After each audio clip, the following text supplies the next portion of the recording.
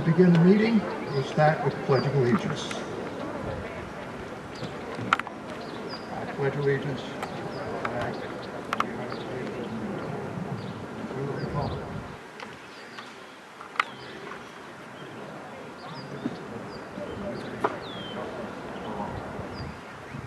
Thank you. We're here in some bit of unusual times. I know this is a history-making meeting, not necessarily because it's outside, but because it's outside on a turf field. That has never happened in Scituate before. So, just a few notes on the process here. Each of the microphones, as people speak, will be disinfected. The boards in the front will disinfect their own. We maintain social distancing. Thank you for keeping masks on. Obviously, we're going to try and move this along quickly.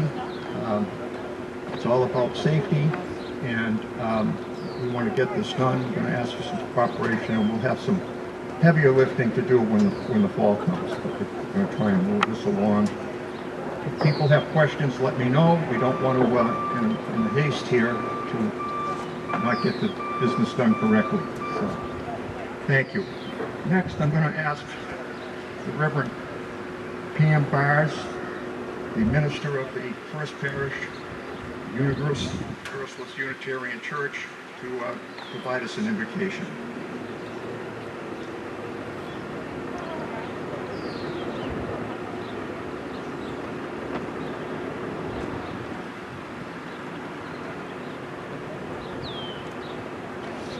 Thank you, Mr. Moderator. Good morning. The tradition of rooting ourselves in wisdom and charity before the deliberations of town meeting goes far back in Scituate. My long-ago predecessor at First Parish, John Lothrop, probably was the first to invoke that spirit, and I am honored to continue that tradition. So before we begin the business which awaits us, let us root ourselves again. I invite you behind your masks to breathe as we open our hearts to mystery. O you who are the breath of life, which breathes through each of us, we give thanks today for the beauty of our lives here in Scituate, for the outer beauty of the ocean and the forests, but more for the inner beauty of this community, for the ways it has come together in support of one another for nearly 4 centuries, but especially for the ways we have come together in these past 4 months. We give thanks for neighbors checking in, for support by and for our small businesses, for the care offered by the food pantry, Sam's, Community Christmas, the animal shelter, and so many other organizations, as well as the care offered by our town employees and elected officials in town hall, the schools, the library, and at the police and fire stations. We give thanks that the hearts are just on our doors. We remember all who have been affected by COVID-19, those who contracted the illness, those who have died from it, those who have lost loved ones, and all the healthcare workers among us who have been caring for the sick. We give thanks for the care we show for one another by wearing masks and staying apart, even when we so much want to hug and high-five.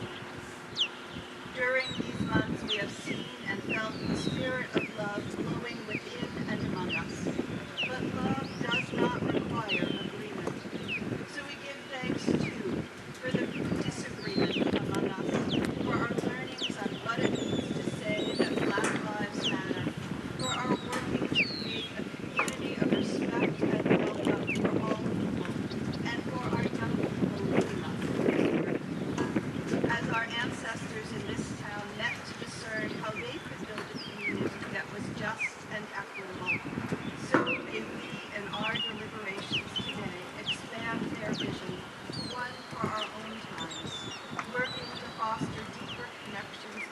us to embrace all residents, regardless of what they look like, how much money they have, what religion they practice or don't practice, who they love, or how long they believe.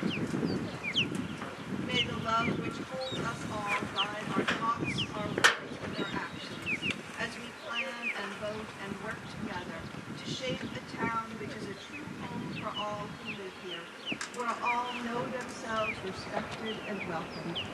In the name of that love, we offer this prayer. Amen. Thank you very much, Reverend Barrow. Now, I've been advised by the town clerk that the warrant and the declarations of continuance of the town meeting were properly posted.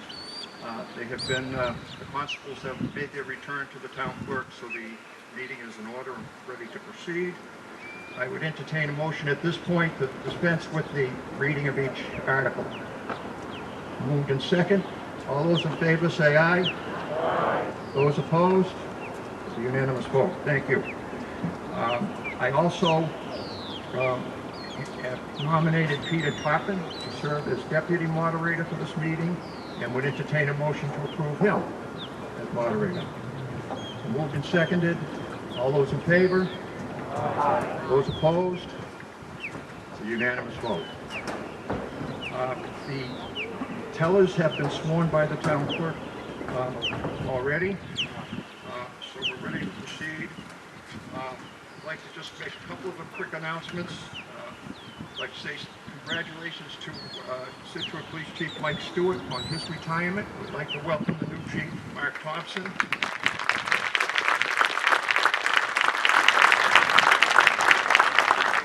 And I'd like to welcome the new superintendent of schools, William Burkett.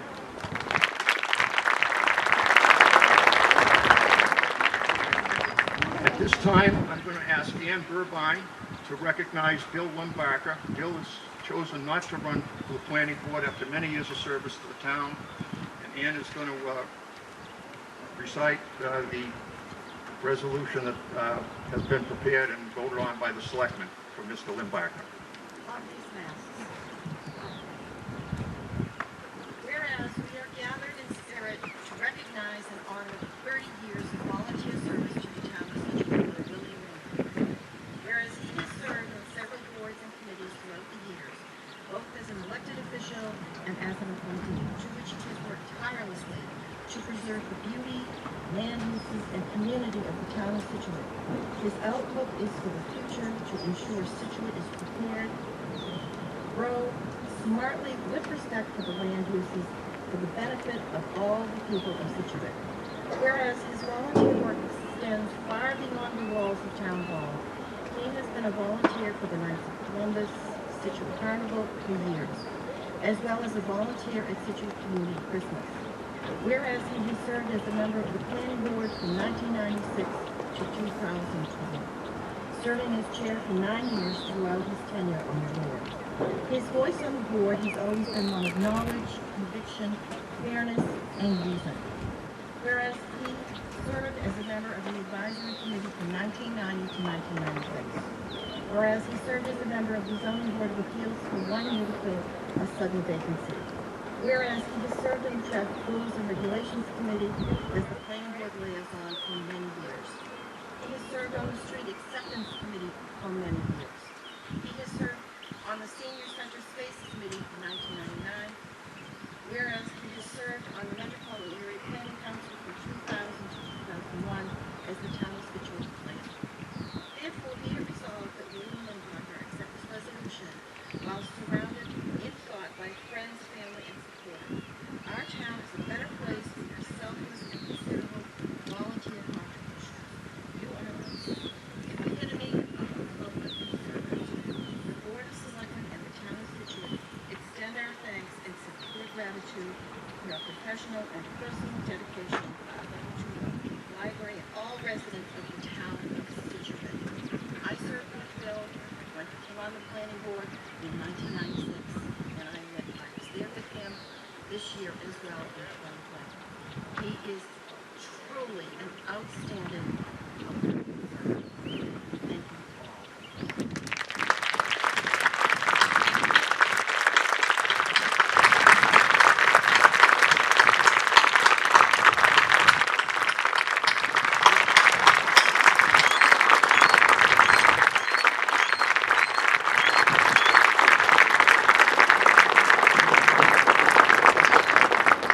certainly are fortunate to have people like Bill Limbacher in this town. Next, we have another recognition. Mr. Sean Harris, sitting over to my right, has chosen not to run for re-election for selectman, and he's given us 24 great years of service. Going to take the time to recognize that service. I'm going to ask Tony Vignani, Board of Selectmen, to make a presentation.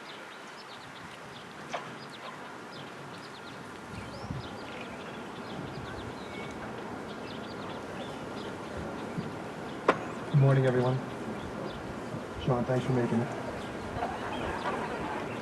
it. Before we begin town meeting, there's a person in the audience we'd like to recognize for all his contributions to the town. Sean Harris served on the Board of Selectmen for 24 years, and similar to how we calculate a dog's age, 24 Board of Selectmen years equals many more than 24 human years. I had the pleasure of serving alongside Sean for 12 years and saw firsthand the time, effort, and emotion that he put into his position. He's definitely a man of the people, easy to talk to, and served this town with the utmost integrity. Sean, thank you. If you can come up here. Congressman Lynch is here to present the citation to us.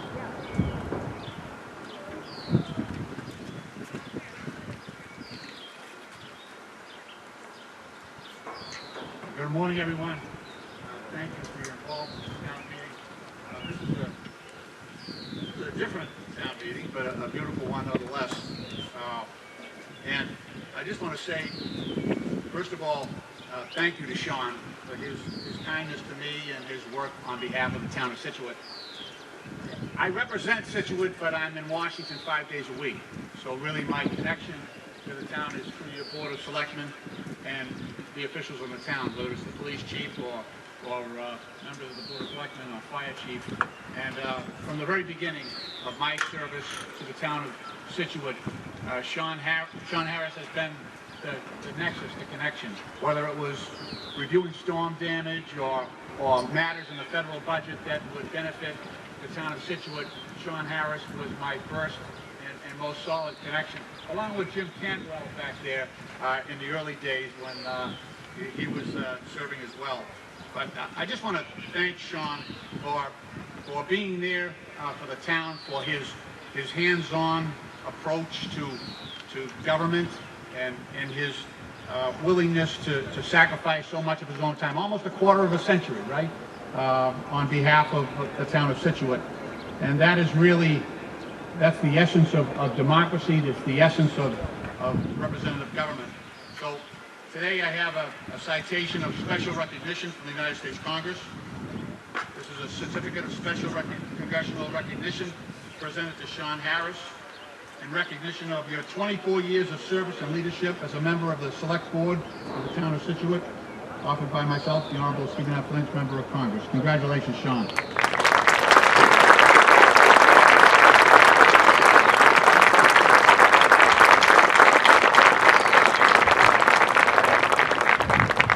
And I also have a pair of congressional cuff links with the congressional seal on it.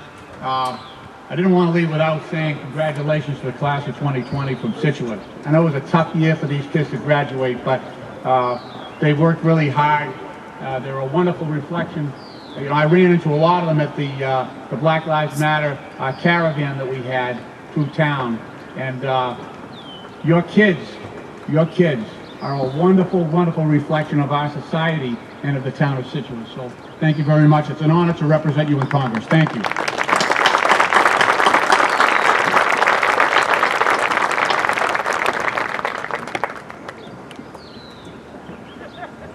Stay up here, Sean. Next, I have Senator O'Connor here to give the citation.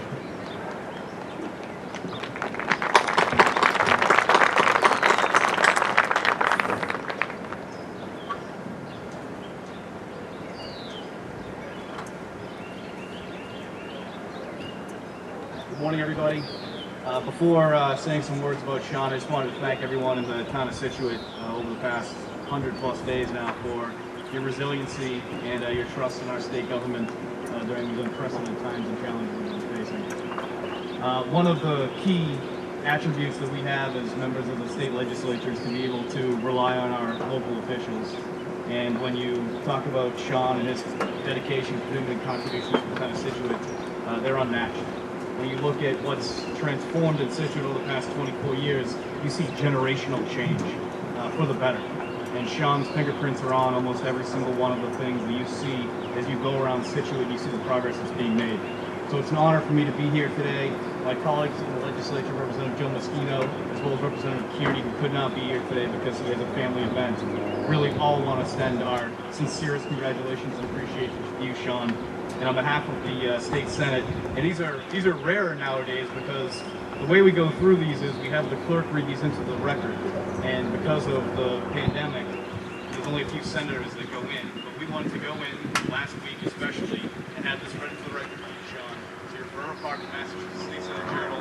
It says that the Massachusetts State Senate congratulates Sean Harris in recognition of your 24 years of dedicated service as a member of the Board of Selectmen of the town of Scituate, and for your outstanding leadership and commitment to public service. Be it known that all members extend their best wishes for nothing but your continued success. Signed by myself, State Senator O'Connor, as well as Senate President Karen Schofield. Congratulations, Sean. Thank you so much for your time.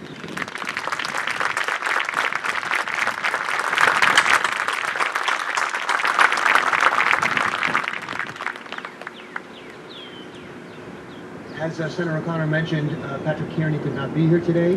We have Jen Moschino, as well as I see back here Jim Cantwell, who everybody here knows, who was our representative for many years here, to recognize Sean as well. Good morning. Thank you so much for inviting me to be here to help celebrate 24 years of fabulous public service for a terrific guy. I do just want to take a moment to say thank you to everyone here. It's really amazing during the pandemic that you have such a great commitment to public service yourselves. And this is your legislative body, and it's really wonderful to see everybody out here on a beautiful day.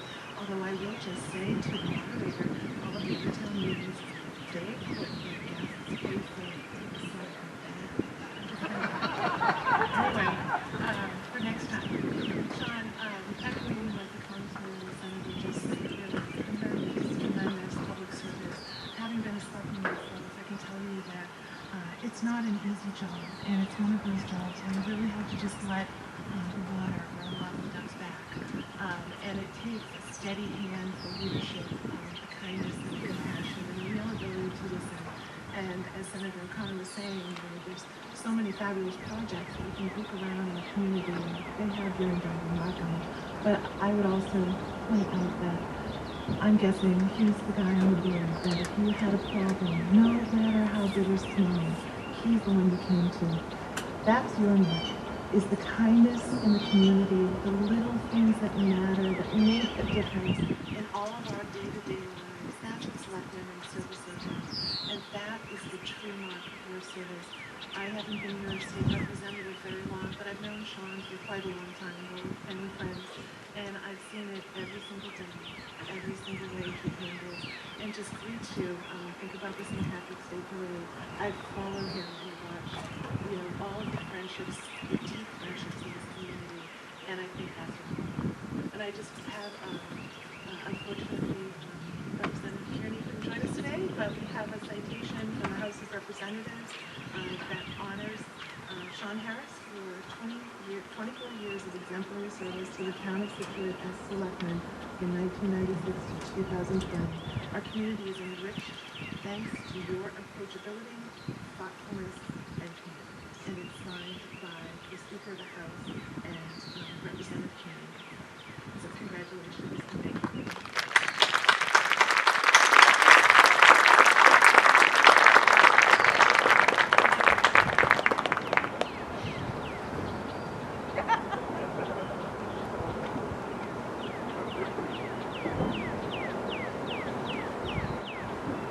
And of course, I mentioned earlier, Jim Cantwell's here as well, and he always has something to say about it. So, Jim, can you go?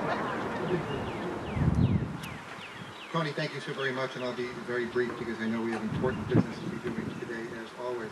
Thank you to all of you today for coming to town meeting to keep this tradition of local rule alive and vibrant. Sean, it's my great honor to be here on behalf of Senator Markey here today. And a who's who of folks being here. To have Congressman Lynch, thank you for your tremendous service. I see him often as we're flying back and forth in D.C. No one better doing a great job as a partner with Senator Markey. Senator O'Connor, Rep. Messina, was an honor to serve with both of you. My greatest personal honor was being your state representative for 10 years. And I have to tell you, in that time, one of the most stalwart defenders and advocates for Scituate was Sean Harris, along with Bill Limbacher and Mike Stewart. It's a who's who today for Scituate. But I wanted just to note, Sean, that I came in as a selectman in 1996 in Marshfield. Little known fact is that the new selectmen, when people come in, we're supposed to perambulate the bounds between the two towns. You're supposed to walk between and make sure you know where the lines are. He and I were assigned to do that, and we started it for a few minutes, and then said, forget it, let's just go down to the middle and have a drink, and then we'll make sure the lines stay together. Sean, I just wanted to be here to thank you for your commitment to Scituate, all the work that you did. You personally doing so much work to try to make sure when the flood insurance issues were coming and we're going to crush Scituate. Sean was one of the leading advocates with our great Board of Selectmen. Your personal business people will never know in times of trouble how much Sean helps people personally to make sure that they can have the oil and the whereabouts to make it through tough years. Sean, you've been a gem for this town. It's no doubt that in your time of seeing just the last few years, a new public safety building, new school for the middle school, improved library with the votes of town meeting. It's impressive all the work that you continue to do, Sean. Thrilled to call you a friend. I have a resolution here. I have from the United States Senate from Senator Markey, from Ed Markey, and not Ed Markey, but that is a bird coming by to make sure that his congratulations as well. Sean, thank you so very much for your service. Honored to be your friend. Thank you for everything you do, and look forward to many, many more great things from you. Thank you, Sean.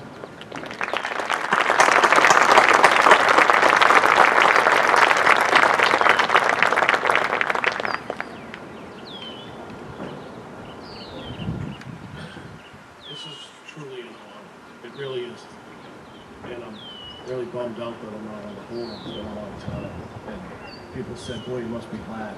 I'm really not right now. Maybe I will be a few months from now, but all those things the speakers just said, I just happened to be sitting up at the board at the time all these things took place. We had some really, really great leadership, from town administrators to other board members to committee members to all the department heads. This town is really, really fortunate to have the people we've had in place.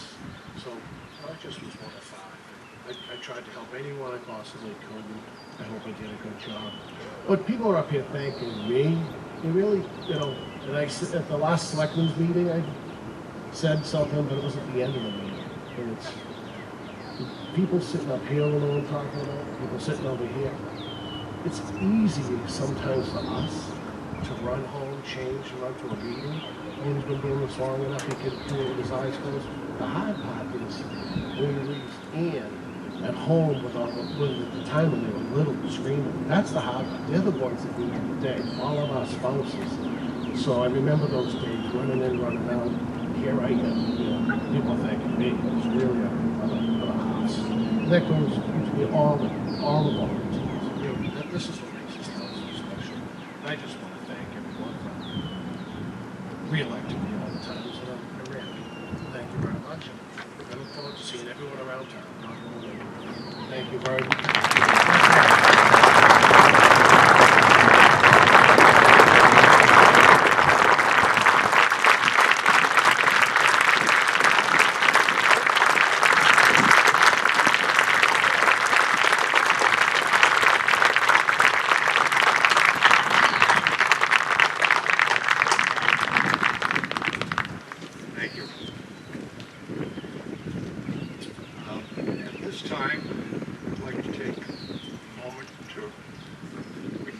Persons who have passed and served the town the past year.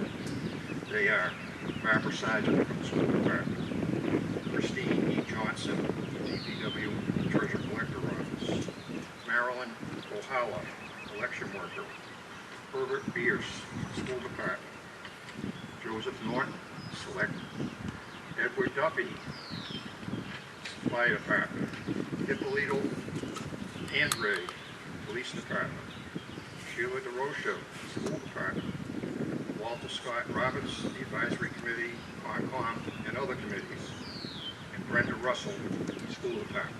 I'd ask you to take a moment in memory of our lost officials.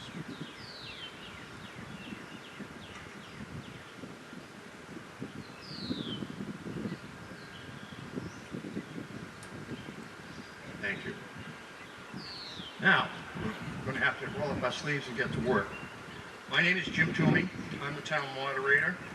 I chair the meeting and decide questions of order and try to make things move along. And we'll see if we can really make things move along today. It's hot. Let me just go through the rules of engagement here quickly. We have two branches of government in Scituate, the executive, which is represented here by the Board of Selectmen who are in front of me, and the school committee who are over to my left. The town meeting is the legislature in Scituate, and all of you here are citizen legislators. The executive branch board's members are guests here today and made requests asking for your approval. These requests take the form of the articles in the warrant. The purpose of the meeting is to allow you, citizen legislators, to review these requests and act upon them.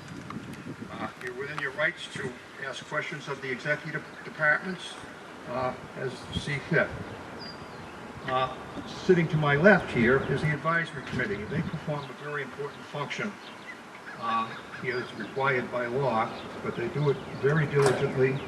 It takes a lot of time and effort. They have to review every article that is presented to this meeting and make a recommendation. And they do that, they meet with each department head. They generally meet beginning in the fall, and the meetings get more frequent leading up to town meeting. They really delve into this. They really give it a lot of thought.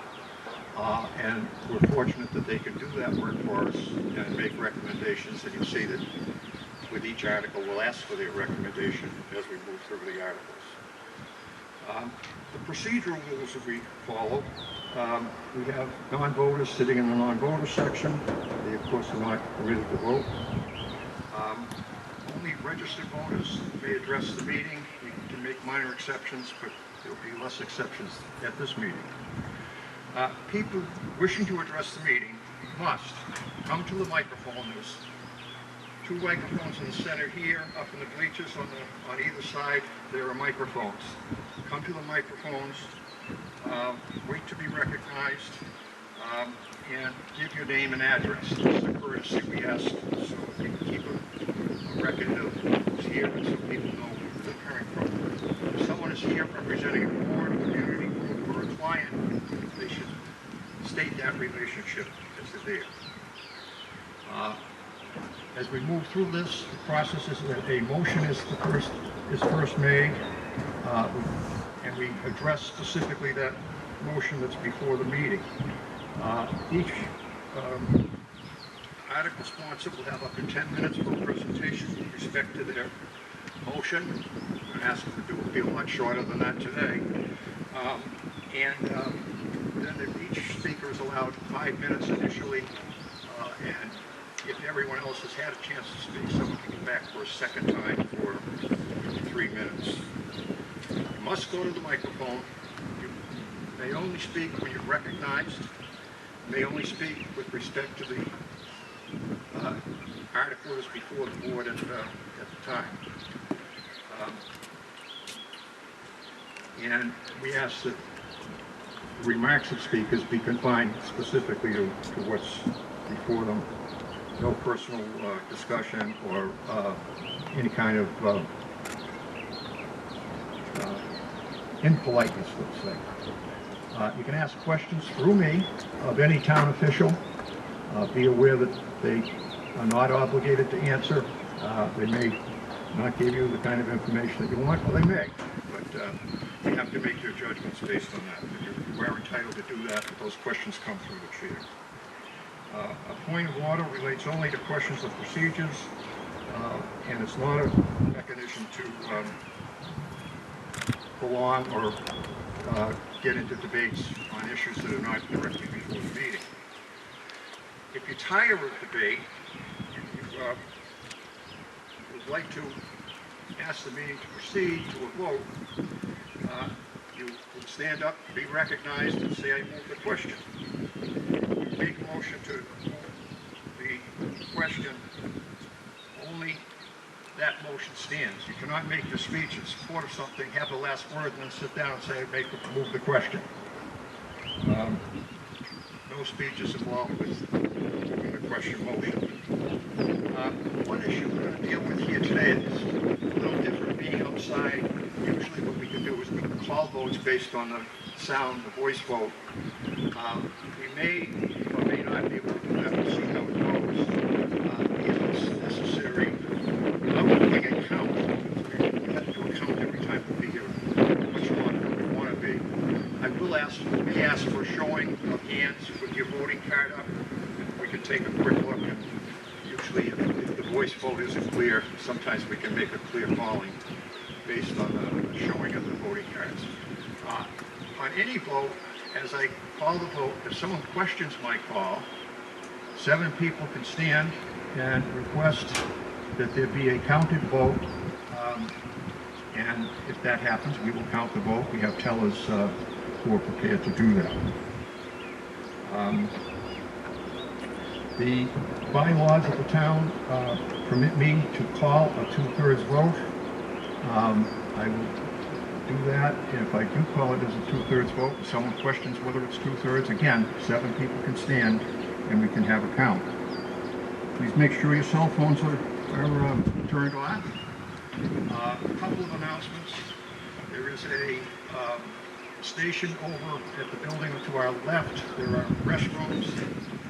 The fire and police department EMTs are there in case anyone needs assistance in any way as we go along. When we get to the end of the meeting, so I know you'll all be rushing to get out, we're going to try and do that in an orderly way so we don't have people queued up. There are plenty of exits to leave, so we'll spread people out as we do that. With that, yes, take your trash. With that, I think we will move to the special town meeting, and Article 1 of the special town meeting is to see if the town will pay unpaid bills. Mr. Vignani, you have a motion.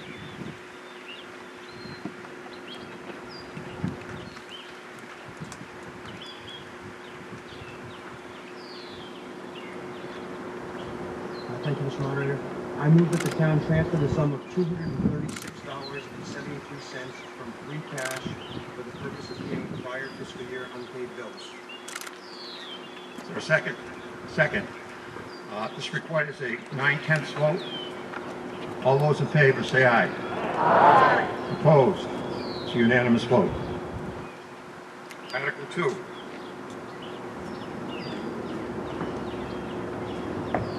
Article 2, I move that the town transfer from available funds in the Treasury the sum of $252,406 for the purpose of fully funding the following accounts established under Article 7 and 9 of the April 8, 2019 annual town meeting as follows.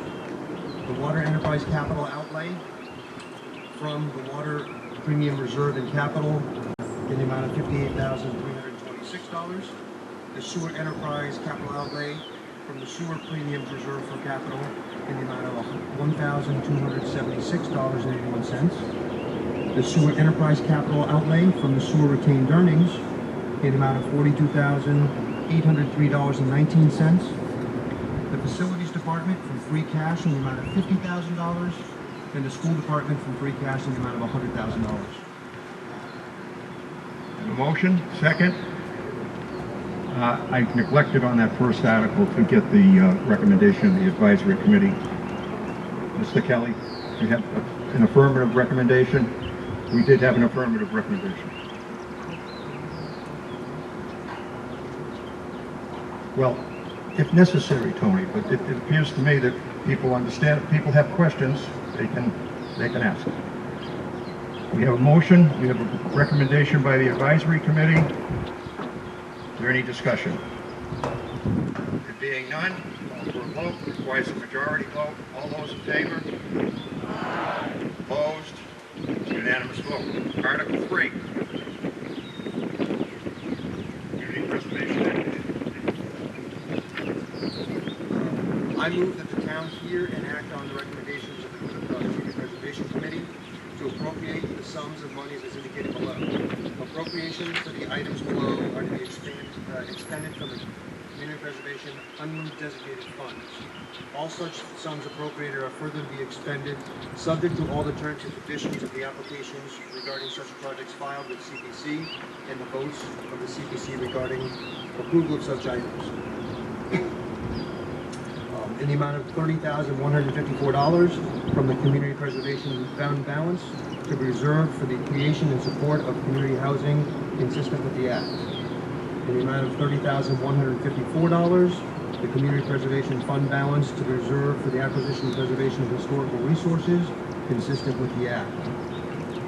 In the amount of $25,000, the Community Preservation Fund balance to be reserved for the acquisition and preservation of open space consistent with the Act.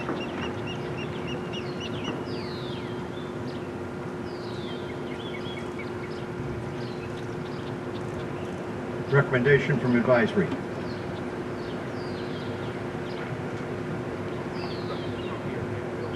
No, you're going to have to go to a mic, Jamie. I'm sorry. We'll lose.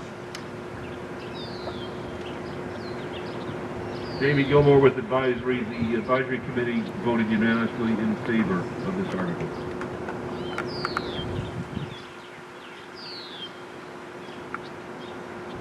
Okay, we also need to have a recommendation from the Community Preservation Committee. I believe the committee did take a vote, and this is sponsored by the Community Preservation Committee. Mr. Fennelly?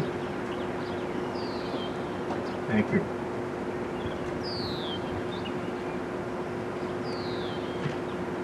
The Community Preservation Committee voted unanimously for this act. This is to reconcile previous year's reserves for historic, open space, and community housing. They were anticipated funds that were set aside 2 years ago, and the amounts that we were reimbursed by the state exceeded that, so we needed to make up the difference on that. Thank you. Is there discussion? See a lady at the microphone in the center. Beverly Westerville, 12 Harborview Road. I was just curious as to the difference between the open space versus historic preservation, etc. Mr. Fennelly?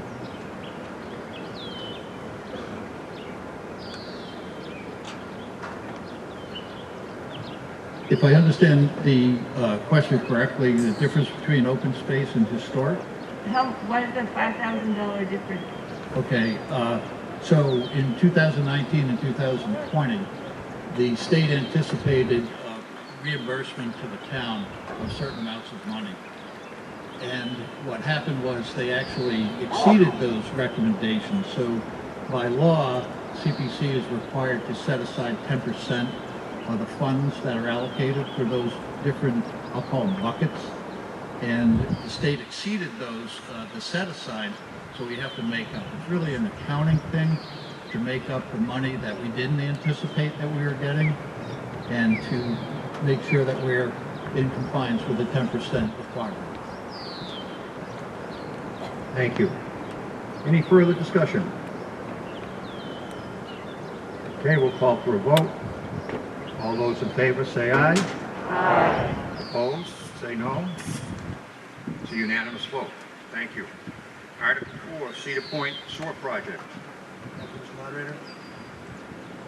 I move that the town appropriate $3,227,205 or the lesser sum for the purpose of financing the construction of sewer pipe replacement in the Cedar Point area, including without limitation all costs thereof, and contingent on approval from the Massachusetts Department of Environmental Protection, and to authorize the Board of Selectmen to assess 100% of the cost to the town through a combination of betterment assessments with the uniform unit method authorized by Massachusetts General Law, Chapter 83, subsection 15, and privilege fees authorized by Massachusetts General Law, Chapter 83, subsection 17, and the Board of Selectmen may determine what part of the cost shall be paid under each method.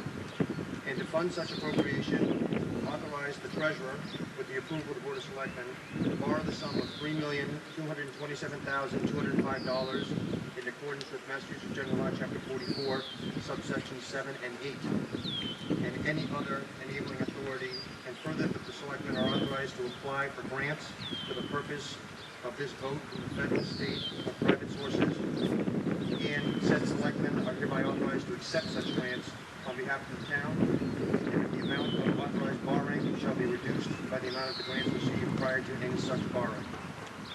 We have a motion, we have a second. Second. Given it's $3 million, we'll let you explain it, Tony. So first, let me start off by saying you've got your advisory booklet in front of you. Thank you to the advisory board. There's a lot of work goes into this, and this is the culmination of it.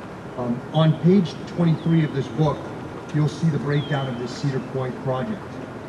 Initially, the projection for this, the expense of this project, and that is with sewer down there, was $9.7 million. On Thursday, we got the bids back from the bid process and found that the bids ranged from $4.6 million to about $9 million.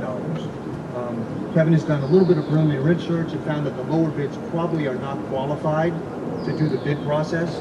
So what we're doing is changing that number from $9.7 million to $7.5 million, which encompasses probably the first 6 or 7 bids, which we're hoping that definitely one of those will be qualified to do it.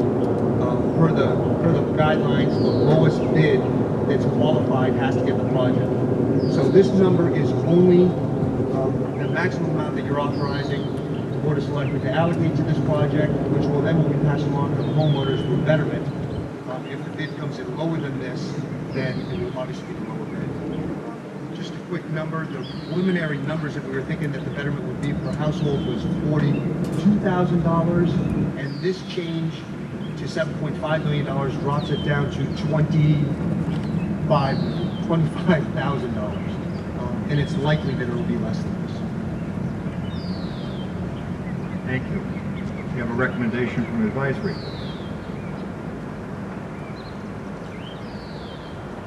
Mr. Kelly. Mr. Kelly, would you take a minute after you make your recommendation and just introduce the members of your committee? I'd be glad to, Mr. Chairman. The members of the advisory committee who met Thursday nights throughout the winter tirelessly, meeting with the department heads, Jim McDonald, the town administrator, and Nancy Holt, both of whom we could not do our job without, are Jamie Gilmore, past chairman, Lincoln Heineman, past chairman, Dan McGuigan, Linda Ferguson, Patrice Metro, and in absentia, Mike Westford, who's the vice chairman, and Elise Russo.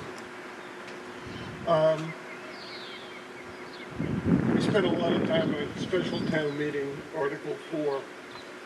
We had significant input from Dave Ball and his associate representing members of the community. The issue was, do we spend the money on a less expensive but more fragile pressure system or a more expensive, deeper gravity system? With reservation, the committee voted unanimously to support the pressure system, the costs of which were just presented to you. Thank you, Mr. Kelly. Any further discussion? Yes, sir. Senator Mike. Christian Putnam, 81 Glades Road. My question is, what's the thinking behind replacing sewers by the lighthouse when there are other areas like North Scituate and Minot that require sewers as well? Thank you. Mr. Vignani, can you respond to that? We are looking into replacing sewers all over town. That area of town, Cedar Point, has a very old system, and it is probably the largest problem for infiltration. So that was number 1 on our list to get replaced first. Any further discussion? Okay, this requires a 2/3 vote because it's borrowing. All those in favor say aye. Aye. Those opposed say no. Declare it a unanimous vote. Thank you. That concludes the special town meeting. Special town meeting is herewith dissolved, and we'll move to the annual meeting. Now, as has been advertised, the process we're going to utilize here today, given the situation that we're in, is we have two consent agenda items. The first is going to be items that, from past experience, are fairly routine, and we're going to try and vote those all at once because we're taking them out of order. This will require a 2/3 vote. And the second consent agenda will be items that we'll postpone that would take some time for discussion that we feel under these circumstances would be better had in a more normal town meeting setting than what we have before you.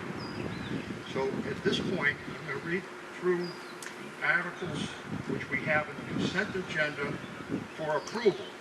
These are the items that we see as fairly routine, and you have with each of those in your booklet from the advisory committee a list of those articles, the motions that go with them, as well as the recommendation from the advisory committee, which in every case is to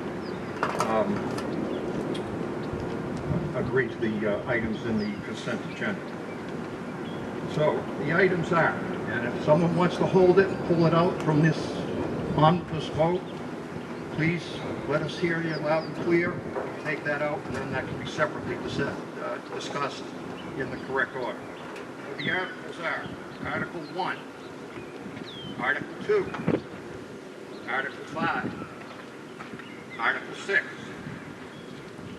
Article 7, Article 8, Article 9, Article 10, Article 11, Article 13, Article 14, Article 18, Article 22, Article 23, and Article 24. Okay, we have no articles held. This time I'd ask for a motion from the Board of Selectmen. And Tony. So moved by the board. Second. We have a second. We have a recommendation from the advisory committee.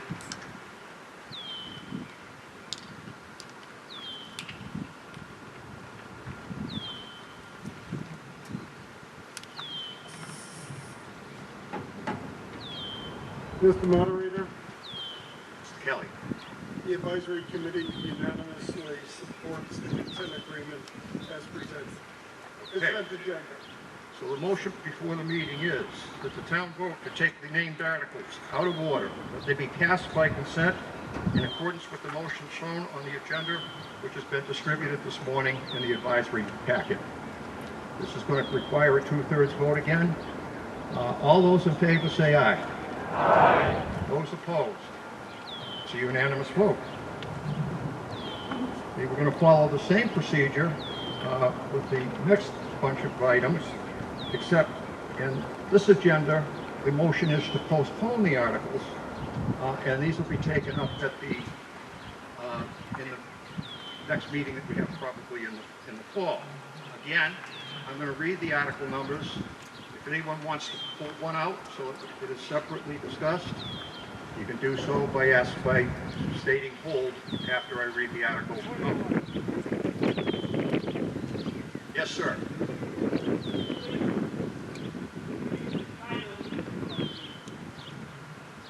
I'd be happy to do that. Okay, so the motions are, the articles are, these to be postponed. Article 15, local option acceptance of the Special Ed Reserve Fund. Article 16, sale of Council on Aging and minor fire station properties.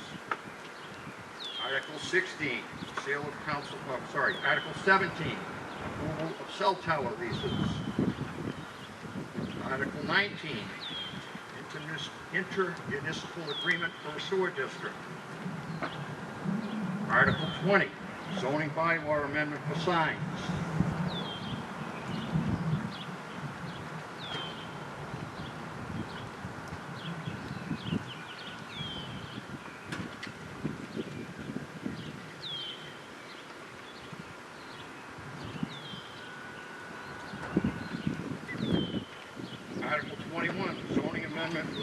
and restoration of non-conforming structures. Article 25, petition to amend the general bylaws to include a right to farm bylaw. Article 26, a petition to reduce the room occupancy tax. Article 27, petition to appropriate funds for the South Shore Community Action Council.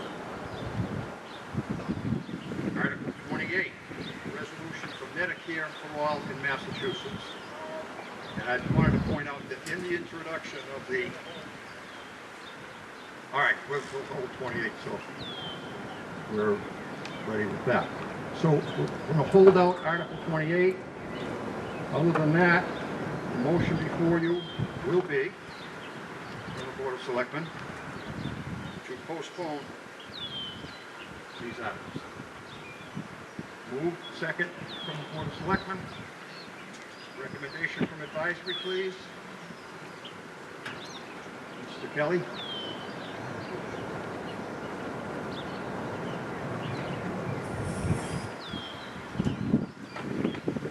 The advisory committee met this morning to discuss the postponement agenda and vote on it, and we voted unanimously to recommend approval of the postponement agenda. Thank you. The motion before the meeting then is to take all of these articles that are listed out of order and postpone them to another town meeting. Again, this requires a 2/3 vote. All those in favor say aye. Aye. Opposed? Unanimous vote. Thank you. We move next to the remaining items on the agenda, which according to my count, the town clerk, are 3, 4, 12, and 28. 3, 4, 12, and 28. You got that right? Okay. I want to make sure we don't lose any in the process here. So we will move now to Article 3, which is the capital improvement plan, and then Article 4 will be the budget. We're going to get a brief overview of what the financial implications of these articles are in terms of where we stand with the town, and I think Mr. Vignani is going to do that. Thank you.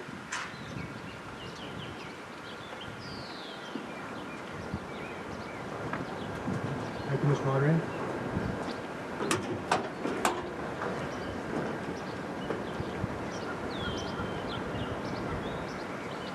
Good morning, everybody, and thank you for coming to the meeting today.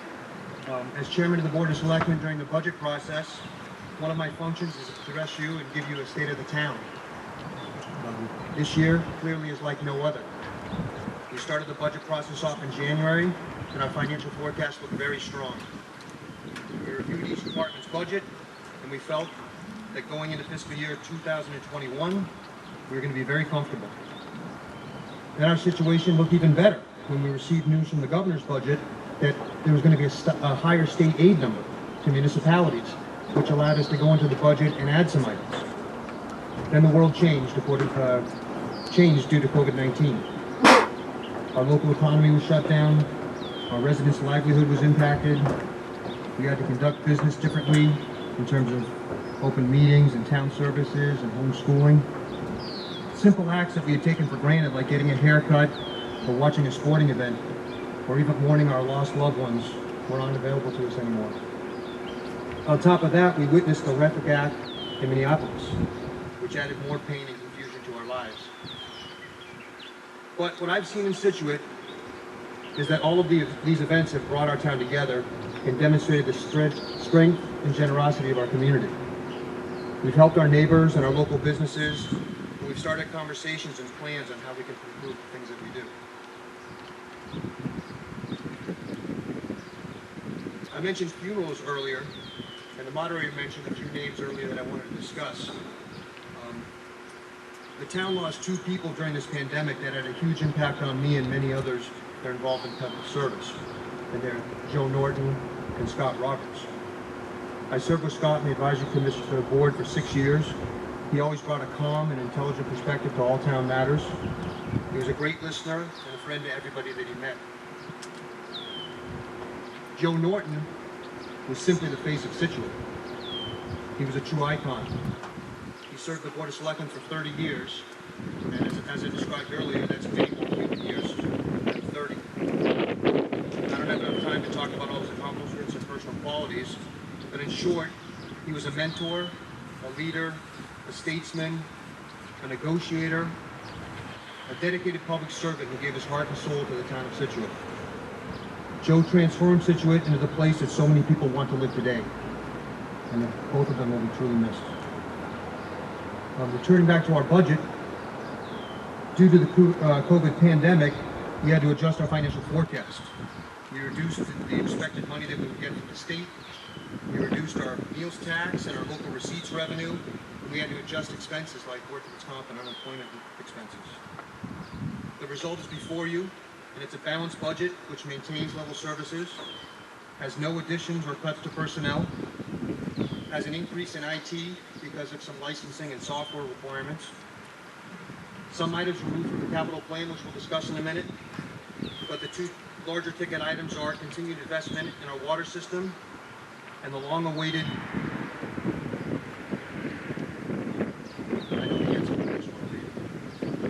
renovation to our Widow's Walk Golf Course clubhouse, both of which are paid by user fees and not taxpayer dollars.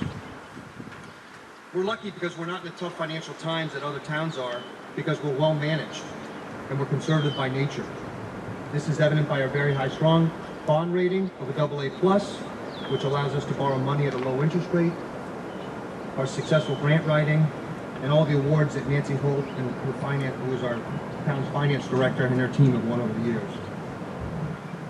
I just want to mention a few projects that are going on right now that are having a great impact on the town. We just passed the Cedar Point sewer project, which is literally putting a hole in one of the biggest, or excuse me, a plug in a hole of one of the biggest drains in our sewer system. We've got multiple water infrastructure projects going on, a new sand filter, a new treatment plant design. We're doing flushing and cleaning and pipe replacement, which is severely helping the groundwater that we've had in the town. We've got this beautiful sports complex that we're meeting on. If you get a chance, look over to the north, and you'll see the rest of the complex that was all paid by CPC. We've got a senior housing project that's under construction behind Central Park. We've got a senior center that is being constructed on the old Gates campus. We've got a golf course clubhouse redesign, which I mentioned earlier, that's improving a temporary, originally temporary project. And lastly, we've completed our facilities management plan, and we're still working on our coastal visioning. So there's a lot of really, really good things that are going on in the town right now. I think it's also worth mentioning that there's kind of been a change of the guard in a lot of positions here. We mentioned Sean earlier. He's no longer on the Board of Selectmen, and Andrew Goodrich has taken over his role. The moderator mentioned Mike Stewart. I don't know if you're here, Mike, but if you are, thank you for your service. And former Deputy Chief Mark Thompson is here. Thank you, and best of luck. We have Ron Griffin, the superintendent, who's here, who's done a great job, and Bill Burkhead is taking over that role next year. We have a longtime pro at Widow's Walk, Bob Sanderson, who's left, and Ian Murray, our new golf pro, is here. And then in the Board of Health, Jennifer O'Keefe is left, and Drew has taken on that role as the director there. So I'll wrap it up and just say our town is very well run under the leadership of our town administrator, Jim Boudreau. We have a very skilled and dedicated work staff. We're forward-thinking, and town meeting has approved taking the steps necessary to make the needed improvements to our town. So, thank you very much. Thank you, Frank. So now we have before us the capital improvement plan.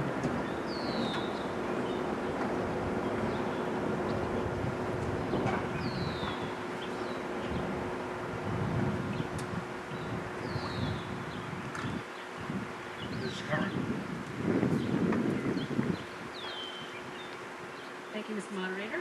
Good morning.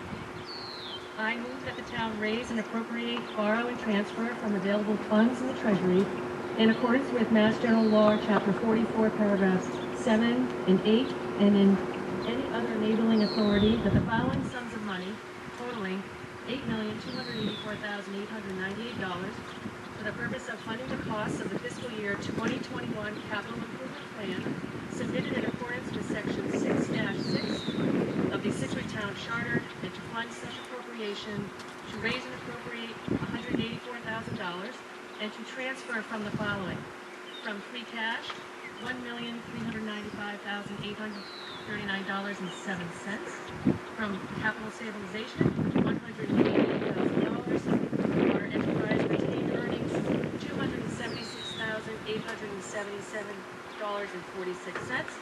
From the water enterprise capital stabilization fund, $54,000. From the sewer enterprise retained earnings, $569,404. From the sewer enterprise capital stabilization, $118,096. Water rates retained earnings, $8,000. And from borrowing, $5,312,000. High school field well, special town meeting, 1026, Article 4, $3,692.59. From the vehicle number 2-7 replacement annual town meeting, 418, Article 35, $91. From the school carpeting annual town meeting, 418, Article 3CC, $77.93.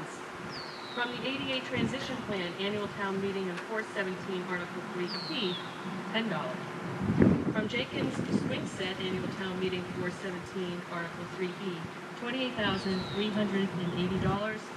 From the DPW survey equipment annual town meeting 411, Article 3K, $2,511.45. From the truck 2-9 replacement annual town meeting of 419, Article 3K, $3,795.96.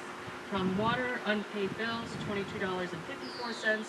And from the mini excavator, $100, totaling $8,284,898.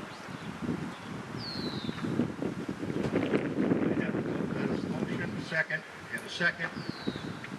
Discussion. Ms. Curran. Thank you, Mr. Moderator. As we know, the capital plan is developed every year through the evaluation of needed projects from our staff members, our department heads, our finance director, as well as our town administrator.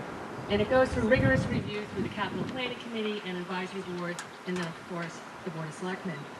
New needs were reviewed this year and scrutinized through a rating system that assists all the prioritization, including them in the upcoming fiscal budget. All projects and equipment needs are then weighed and taken into account are the following criteria. What is the overall fiscal impact of the project?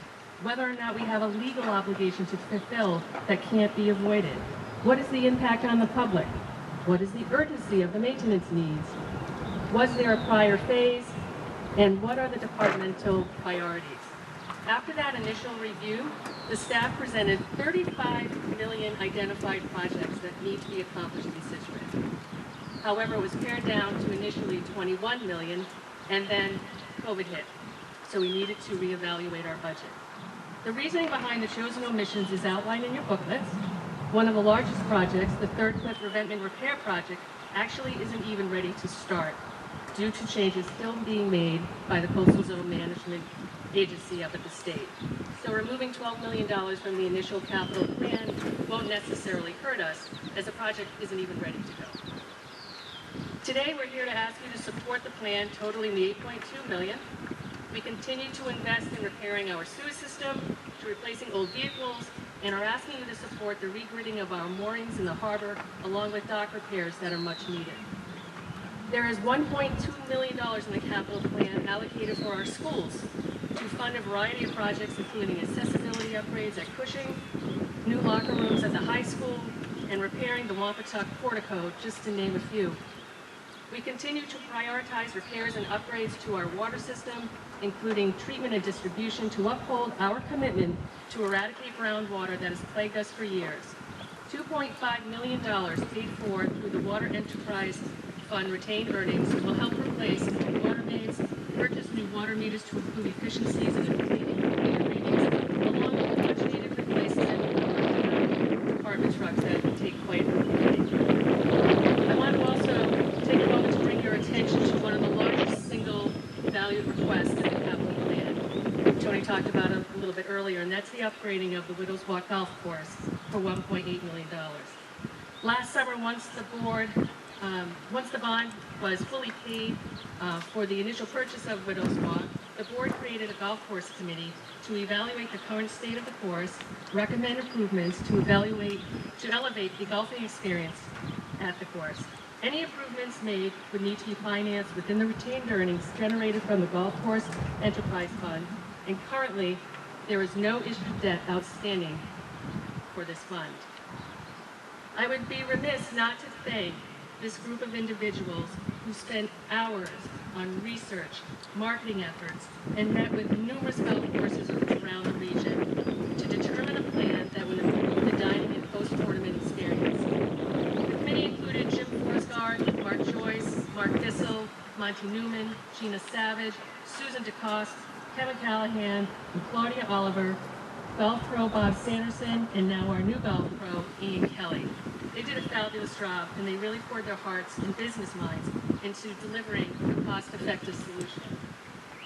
The result that you have is a plan. Yes, thank you. Thank you for everything.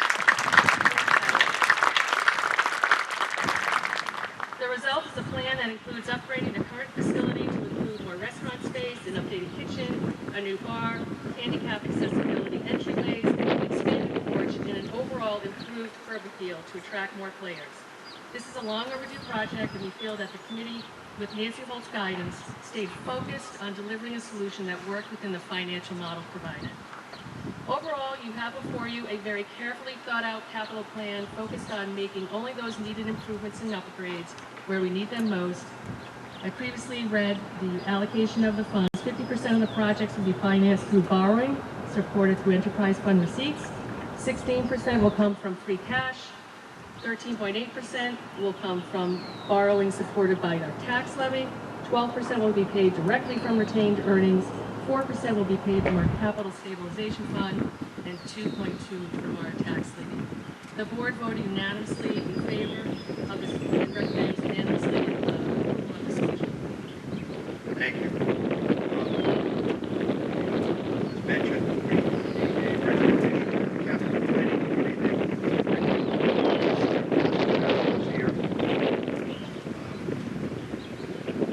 If not, for the record, we note that this has been voted and approved by the capital planning committee.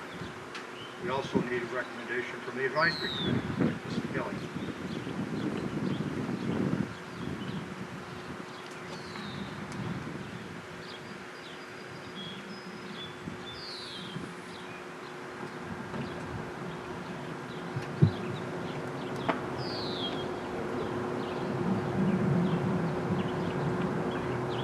Just as the pandemic has taken many residents from us and impacted many families, the pandemic also has impacted our capital budget.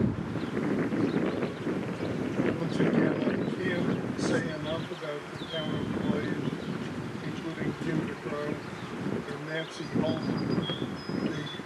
They are steadfast in maintaining a level services budget, despite the good ideas that we committee members had to expand staff in various departments, to expand vehicles.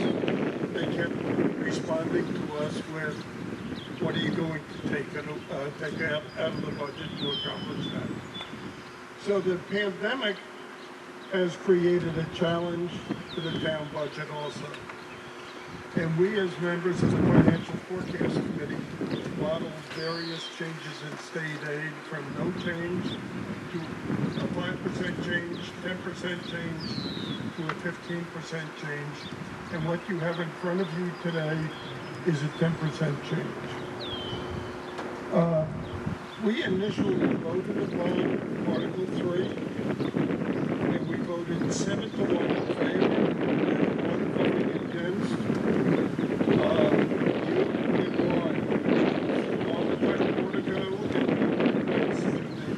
Widows Walk Clubhouse, and 6-2, the 2 being high school locker rooms.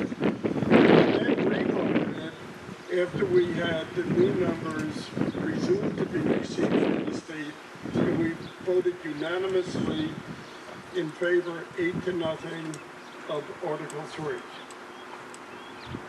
Thank you, Mr. Kelly. Do we have any discussion? Yes, sir.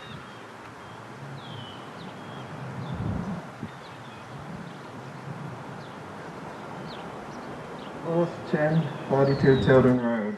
And regarding the water supply to this town, we're under a water ban. We're under an increase in volume used during this pandemic.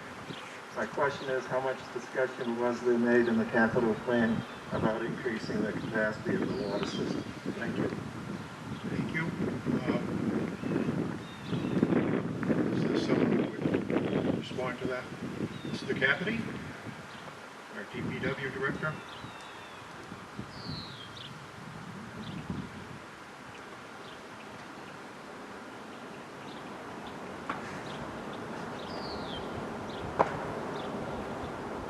So one of the things we have been doing is we've been exploring the Dolan well field, which is another well field that's off Hollitt Street, kind of Hollitt in Country Way, and we've been doing some exploratory work in there. We're trying to get that well, a future well there that would add the capacity in the summer to give us additional water.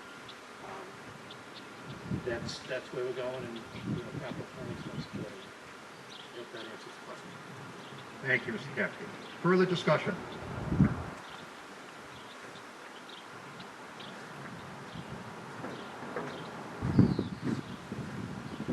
Gordon Price, 48 Manlock Road. Way too often, the members of our town, both volunteer and employed, don't get the recognition and the thanks that they deserve. I'd like to this morning offer thanks on my behalf to the members of this town who work so hard to resolve some of our water issues.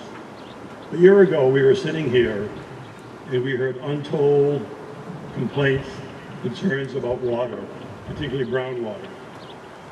I haven't heard personally myself anyone talk about groundwater in a negative way. So I want to thank the hardworking members of the Water Department, our town administrator, Nancy Holt, Board of Selectmen, and all the people who got us to the point that we are now, where we are finally having much cleaner water, and we'll tackle the next issue with water supply coming up. So thank you. Thank you, Dr. Price. Well, I hesitate to discourage that kind of discussion. That was not to any item that was to be addressed here, so be aware that if this happens again, we're going to have to be a little stricter.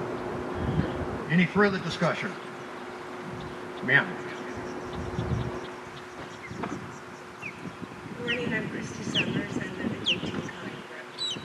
And I'd like to ask the planning board if the improvements to the golf course will be covered with improved revenues, and was that taken into consideration as you were doing your plans? Thank you. Mr. Boudreau is going to respond to that question. So we actually came to the number for the improvements based upon what we think the revenues can support. So that's how we came out with what we think we could do. We wanted to do more, but we wanted to be conservative and make sure our revenues could cover that. 2 months ago, I would have canceled this project, but with our new golf superintendent, Ian Kelly, who's over here, I've already made our number for the year. We're doing about $8,000 in business a day.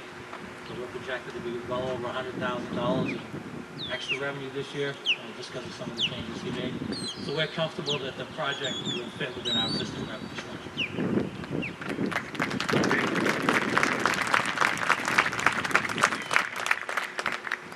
Further discussion?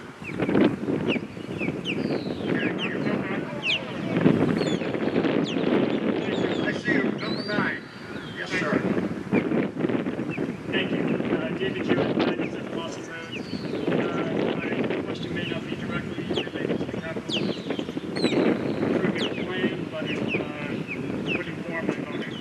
So could you maybe describe what type of slush funding we may have in place as we potentially roll into this school year that's going to have saw that we set aside $100,000 for protective equipment, but the new state requirements look like there's going to be significant costs levied on the school district, and to vote on capital items without sort of understanding what we have in place to maybe meet some of their needs, I think getting an answer to that would be helpful. Thank you. Mr. Boudreau, please. I hesitate to use the word slush funds. The town has $4.5 million in our stabilization account, which is our main savings account, and we will return $500,000 in free cash at the end of this year to next year's free cash. So we haven't used any of that in this year's budget, and part of the reason is if things are worse than we think they're going to be, we do have some reserves that maybe we can take out some of the shop on. Thank you very much. Further discussion? And Mike, number 9. Yes, my name's Pete Hessian, 2 Cottontail Way.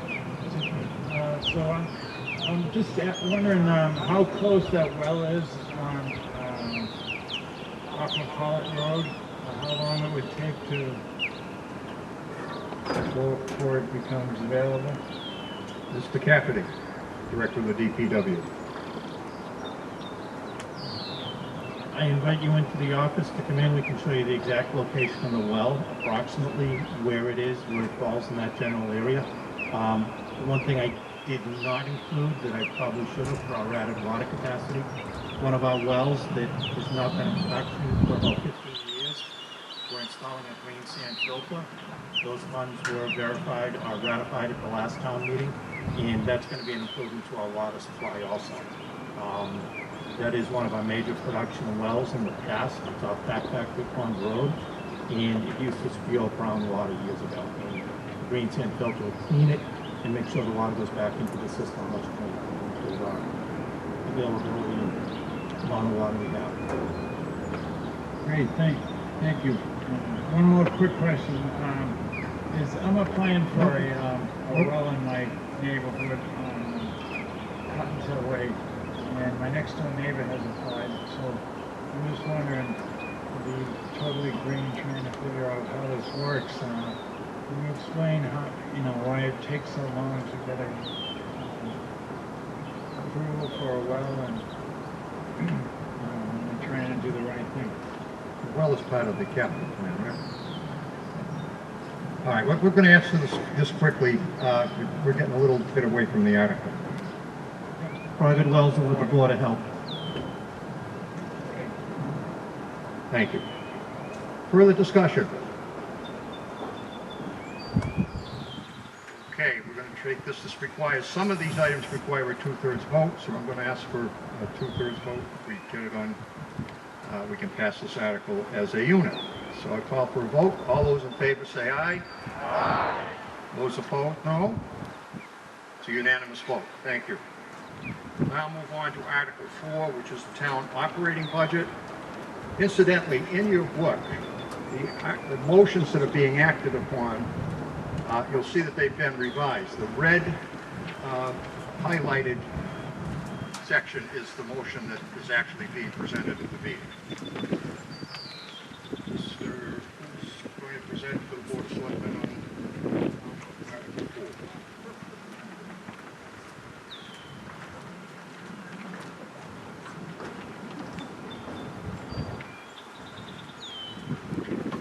Mr. Vignani. Thank you, Mr. Moderator. I move that the town raise and appropriate $79,883,595.84 and transfer from the Golf Course Enterprise Fund $57,243, the Wastewater Enterprise Fund $257,018, from the Water Department Enterprise Fund $416,022, from the Transfer Station Enterprise Fund $145,968, from the Waterways Enterprise Fund $117,910, from Debt Premium Reserve $2,484, from the PEG Access Cable Grant $267,763, and transfer from the wind turbine revolving fund $100,000, from the solar array revenues $100,000, each to general fund, and from premiums reserved for the library $72.87, and transfer from premiums reserved for the public safety complex $2,609.29, and for debt services $53,931 from the Massachusetts School Building Assistance Reserve, totaling $81,404,617 for the purpose of funding personal services and expenses for town operations as may be necessary for the fiscal year commencing on July 1st, 2020. I have the motion. We have a second. The motion is seconded. You're going to speak to the motion. Mr. Vignani, you can. Thank you very much. I don't have much to add. There may be some questions on the detailed budget that's in the advisory booklet. In my kind of state of the town address, I kind of mentioned how we got where we are, but that's all I have to say for that. We have a recommendation from the advisory.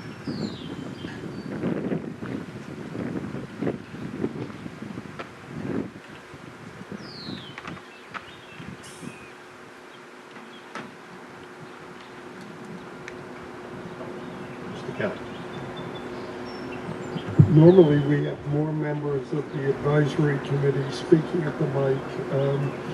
With 2 members absent and 1 member having graduated to the selectmen, I'm filling in for those people.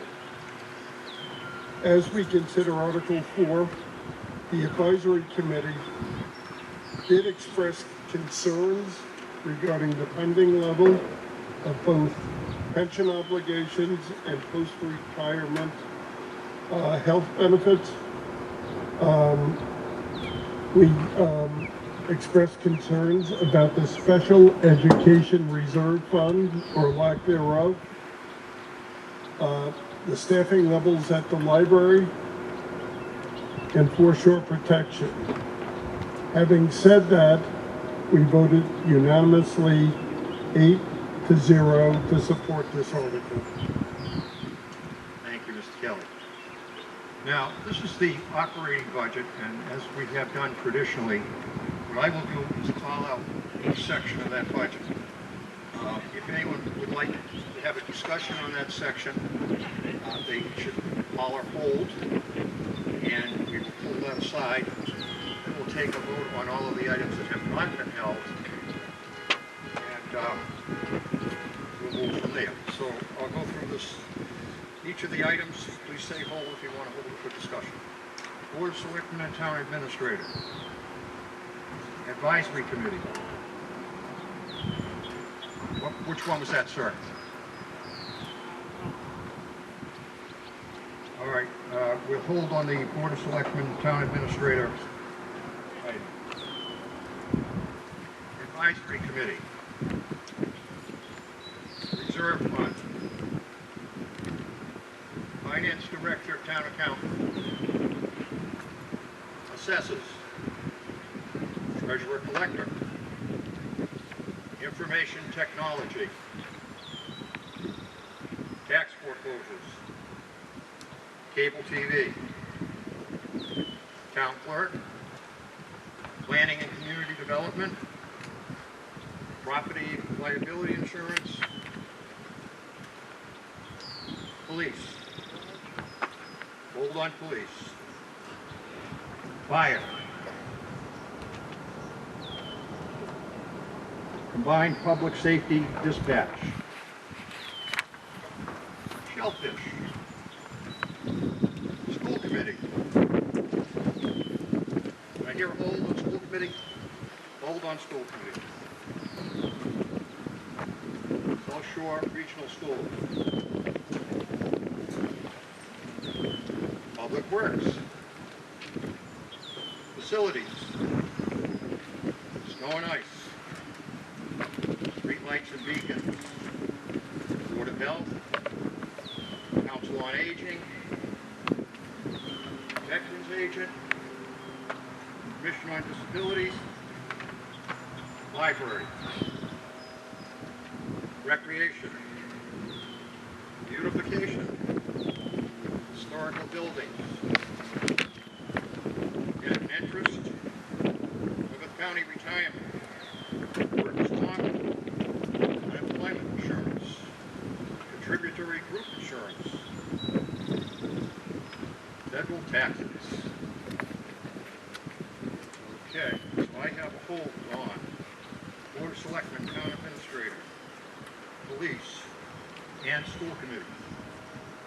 So with the exception of those three departments, I would ask now for a vote on all of the remaining items. All those in favor say aye. Aye. Those opposed? It's a unanimous vote. Thank you.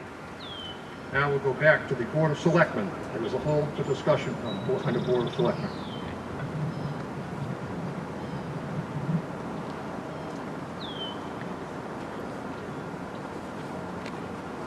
My question is, on the town council, it appears that the town council has been level funded since 2017 at $130 a year. Does the current budget include the expenses of the special counsel, Robert Galvin, and his researcher for the work on Briggs Harbor property dispute? If not included, how will his expenses be paid? How does the town of Scituate benefit from the commercial oyster farm, since rental income will only be $200 to $800 per year? Thank you. All right, I think the question is whether Mr. Galvin's fees are going to come out of the town council allocation. Yes, the cost of the special counsel is included in that. My name and address is Bill Graham, 14 Tilden Ave. Thank you. Any further discussion under the Board of Selectmen and the Town Administrator section? Okay, we'll call for a vote. All in favor, say aye. Aye. Those opposed, no. It's a unanimous vote. Moving on now to the Police Department. We had request for discussion on the Police Department. Sir.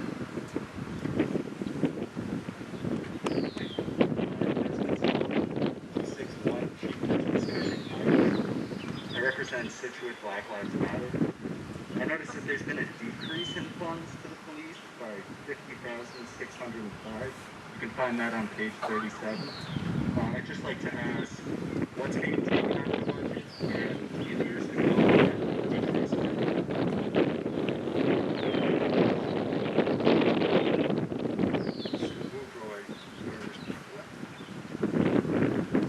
The big change in that is we have gone this year from 3 cruisers to 2 cruisers. The other drops are just minor drops for different lines. I would anticipate when the budget is better than that cruiser will be this year.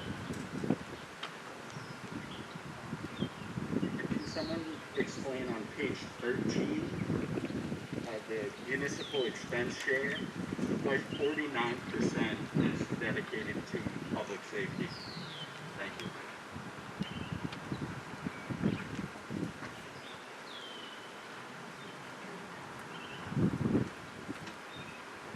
That's based upon the budget numbers. That's not police, that's everything in public safety. That's police, fire, and you can find discounts.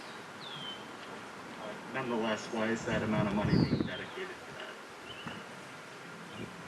Because that is the amount of funds necessary to fund our public safety at the level that we currently provide services. I have another item, but it's not directly related to this article. Should I wait until... Yes, wait. We're only talking about the police budget right now. Any further discussion on the police budget? All right, call for a vote. All those in favor of the recommendation of the Board of Selectmen and the Advisory Committee say aye. Those opposed? It's a unanimous vote. Next item is the School Committee line item. Any discussion on that item?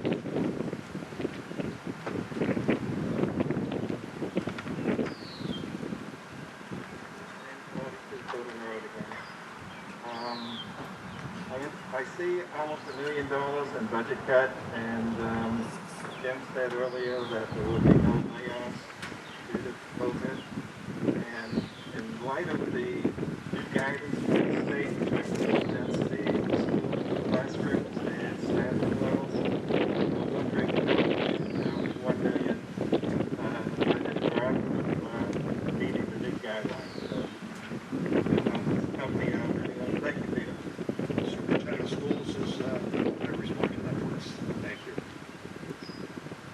thank you. I'm sure you've all read lots of other communities with cuts of programming and staffing.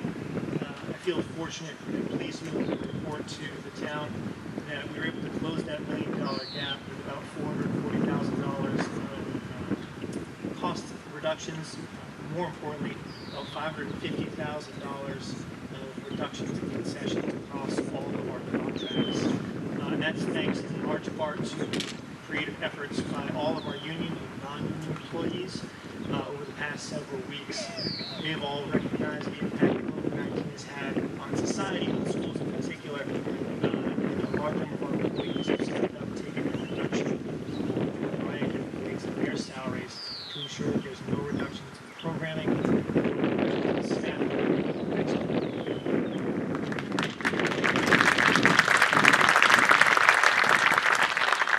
Is there further discussion on the school budget? Yes. Lady at microphone 8. All the things back there. Great. Jean Schulnick, 511 Hadley Road. So there's no details of the school budget in the advisory committee booklet. Is it not the case that those have been provided in previous years?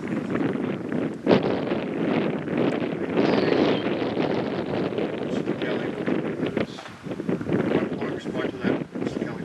I think there was a hand up.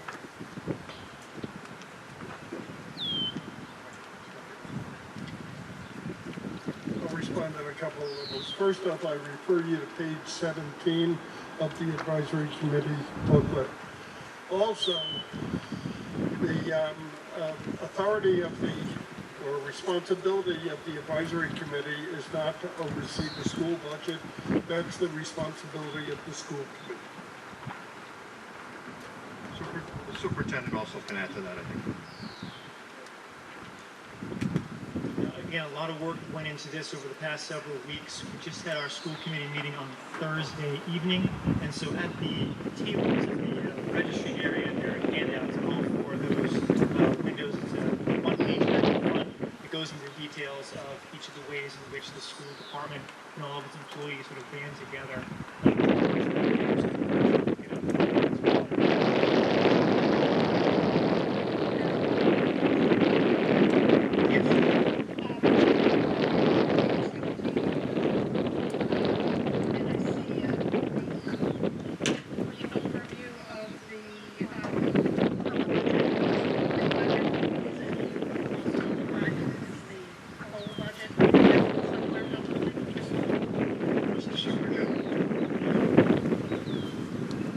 Yes, it is. So the whole budget is available, about $44 million worth on our website. There's about 40 pages of overview, everything from the LEA component, which you see here, as well as explanations of all of our state and federal grants, explanations of all the offsets and how each of these grants will make. Great, thank you. Thank you. Gentleman at mic number 7. This is a general question. I think that to ask the town to pass a school budget as a line item is wrong. And I don't like the idea of separate websites for the town and the school committee. The school committee is part of the town. I also don't like the idea of saying I could find out about this if I only picked up the booklet that was way back there or that was available somewhere on the school committee website.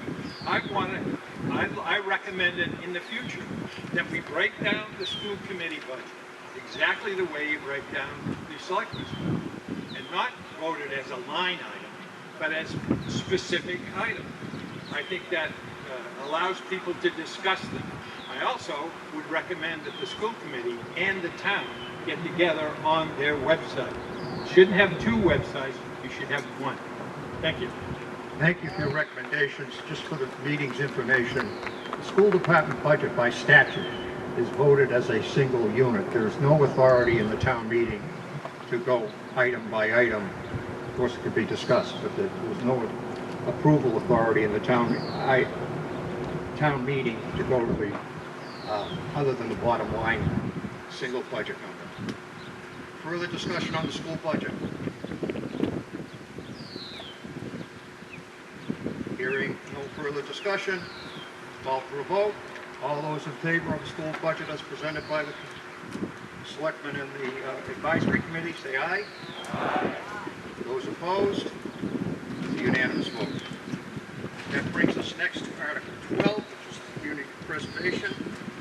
We have a motion on Article 12. Ms. Conley.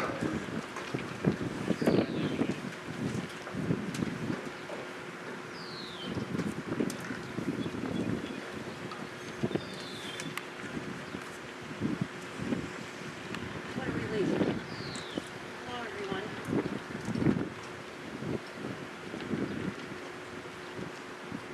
I, the town, hear and act on the recommendations from the Community Preservation Committee on the fiscal year 2021 Community Preservation Budget and pursuant to Mass General Law, Chapter 44B, to appropriate and/or reserve the sums of money as indicated below to meet the administrative expenses and all the other improper expenses of the CPC fiscal year 2021 for the acquisition, creation, preservation of open space, for the acquisition, creation, preservation, rehabilitation, and restoration of land for recreational use, for the acquisition, preservation, rehabilitation, and restoration of historic resources, and for the creation, acquisition, preservation, and support of community housing. Appropriations for the items below are to be expended first from any existing reserves for the purposes of such item, to be appropriated from community preservation unreserved funds, and unless otherwise specified below. All such sums appropriated are further to be expended subject to the terms and conditions of the applications regarding such project filed with the CPC and the votes of the CPC regarding approval of such items. Number one, $187,561 from Community Preservation FY 2021 estimated revenues to be reserved for the creation and support of community housing consistent with the Act. Two, $187,561 from Community Preservation FY 2021 estimated reserves be reserved for the acquisition and preservation of historic resources consistent with the Act. Number three, $187,561 from Community Preservation FY 2021 estimated revenues to be reserved for acquisition and preservation of open space consistent with the Act. Number four, $46,890 from Community Preservation FY 2021 estimated revenues for the administrative expense of the Community Preservation Committee. Number five, $716,100 from Community Preservation FY 21 estimated revenues for payment of debt relevant to the athletic field renovation project as voted in Article 12, Annual Town Meeting for 2019. Number six, $315,000 for recreation purposes for the P.J. Steverman Skate Park. Number seven, $900,000 for historic resources for acquisition of the Mordecai Lincoln property. We have a motion, we have a second. The motion is seconded. We need a recommendation from the Community Preservation Committee. Mr. Bentley.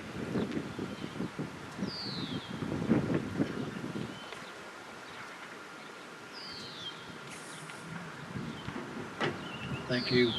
The Community Preservation Committee voted on this unanimously to support all 7 items in the article. The first 3 items are mandated by the law for 10%. The 4th item is a 2.5%. That's the least amount we can use for administrative purposes, and we actually don't even get close to using that, and the money is incurred the next year that's not being used.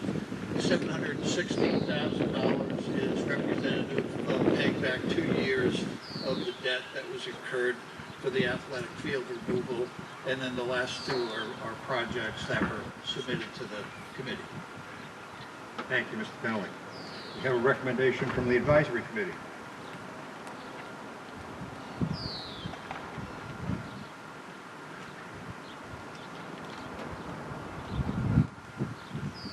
good afternoon, I think. We're still good morning again.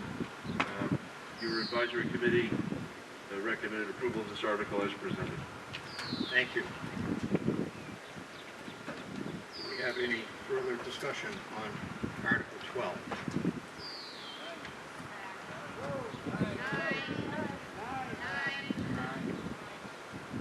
Thank you. Lady at the microphone. Yes, thank you. My name is Bev Bruce. I'm at 19 Mordecai Lincoln Road. I'm just seeking some clarification on the item number 7, the Mordecai Lincoln property acquisition. You have it listed on page 53 for historic resources. However, in the project summary, it goes broader than that to say recreational use. I'm interested to know what the intent of the town is and whether it's the impact on the neighborhood and the conservation issues around the wetlands has been considered. We have a response from Select Person Conley. This is strictly for the town to be able to acquire the property. The property has 2 historic houses on it, a mill, and a shed, and it's 5.6 acres. It's a beautiful piece of property. It's one of the few pieces of property that has become available to the town to buy east of 3A. Most of the land we've bought, with a couple of exceptions, has been to the west of 3A. Plans for using that project will be carefully considered, and including meetings with all of the interested parties as to what exactly we would do with the property. But it's the intent, by doing this, to preserve and protect, especially the house that Mordecai Lincoln built.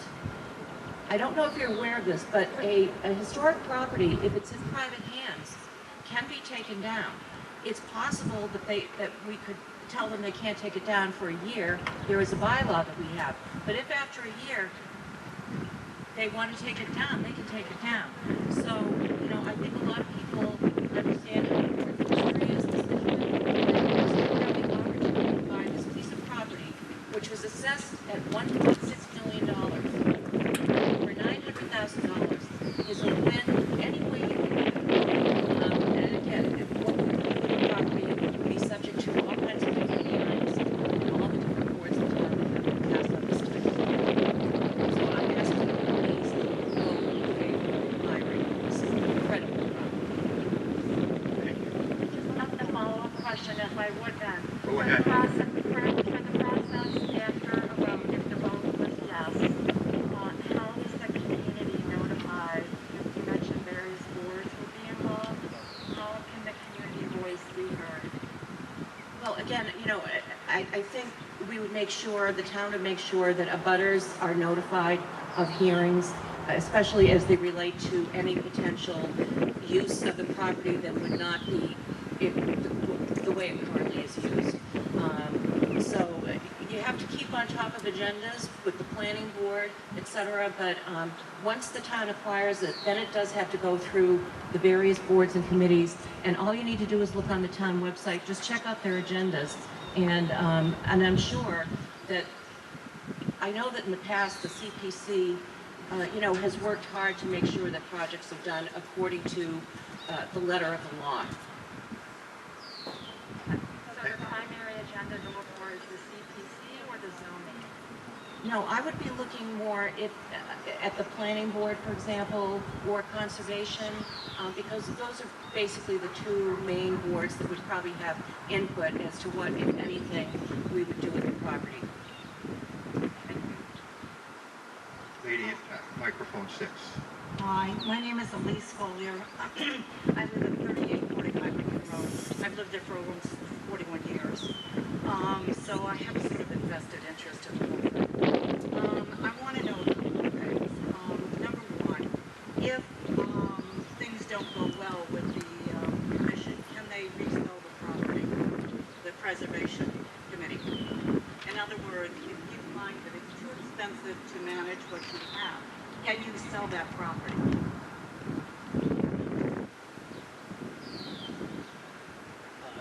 Yes, but it would have to go back to the town meeting process. We just can't dispose of it. We'll have to go back here and get permission to sell it. You were also a part of a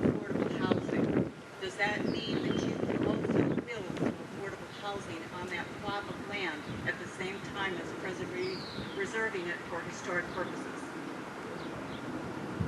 I mean, you've got 5 acres, a couple hundred people. Yeah, I mean, if you bought it, if you wanted to do that, you probably could, but I think the intent is that nothing will happen there that will be inconsistent with the historic nature of the property.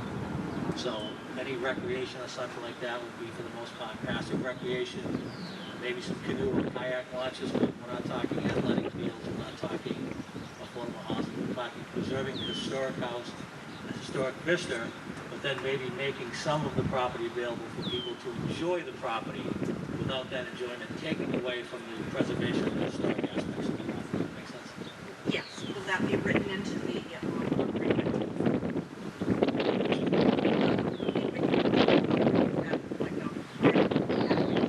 The property was purchased at this point, and then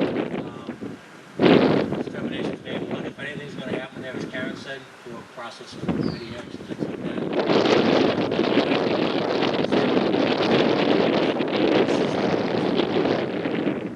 That's your intent now. I just want to make sure that in the future that's the same intent. That is the intent. All right. Now, my next questions are parking limitations. You do realize that the bridge that goes from into the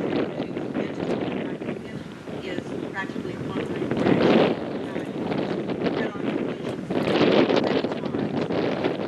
So traffic needs to be considered. I just want to put on record as saying this. We have almost 20 children in the area under the age of 17, and there are no sidewalks on the street. It is, there are some people who go down the street and it's not. So I'm going to take that up with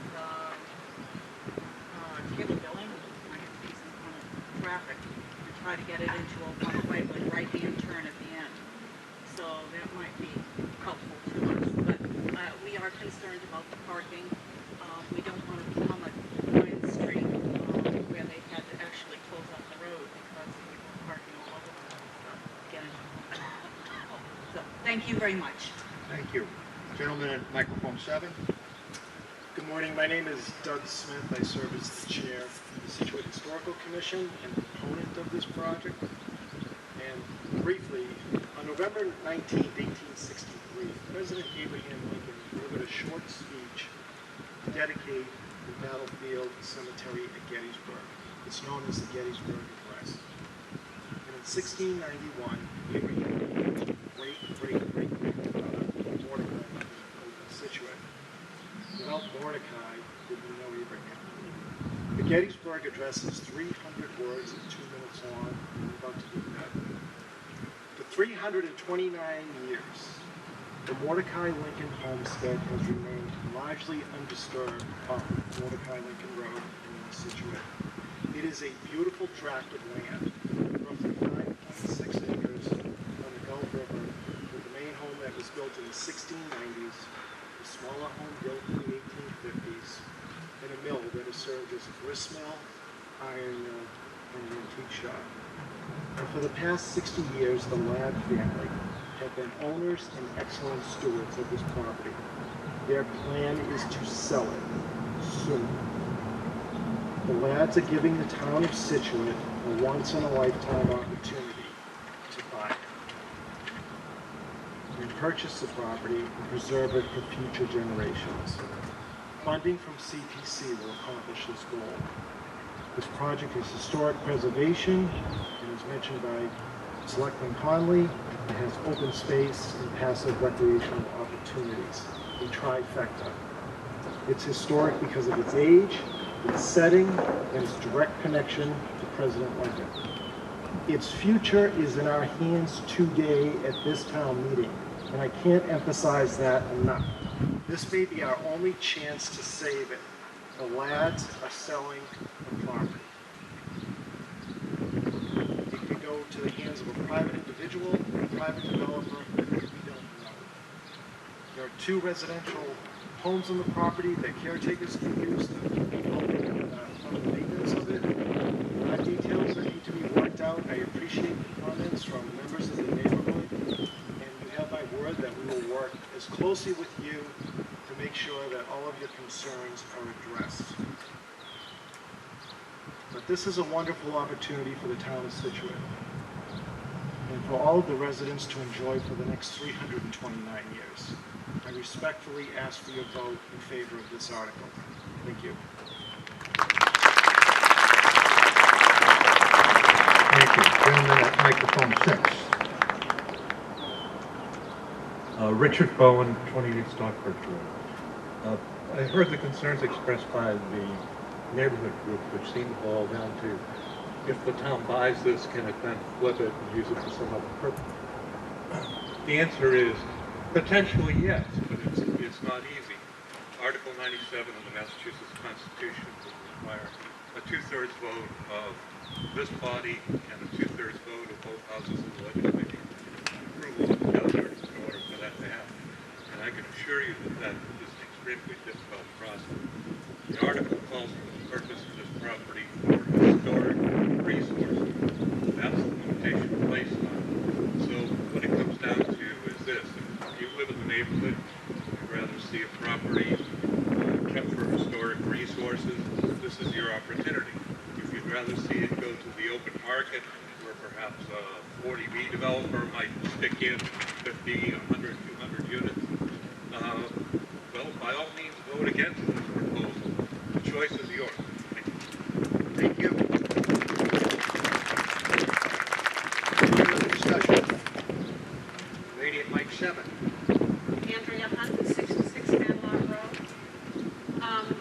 Would it be possible, or is it necessary, for the conservation group, as they're buying this property, to have a restriction on the deed saying that it is in conservation for perpetuity, so that it could not be sold to developers, or the town could not put housing on it?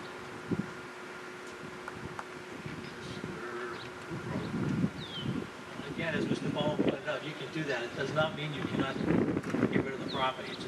It's a bar. It's the same bar that the historic property you have. You have to go back to the legislature to get approval. So putting that in does not give it any higher level of protection than having it historic. So it would fall under Article 97. I believe that's Mr. Bowen's point. I would agree with that, yes. Thank you. Lady at mic number 6. Ann Burbine, 10 Pennycrest Road. I move the question. We have a motion to move the question. Supersedes everything else. Requires a 2/3 vote. No discussion on the motion. All those in favor of moving the question say aye. Aye. All those opposed? It's a unanimous vote. The motion, the article and motion are before the meeting. We take a vote. All those in favor, please say aye. Aye. Those opposed? It's a unanimous vote. Next article is Article 28. We have a motion on Article 28. It's a resolution for Medicare for all in Massachusetts.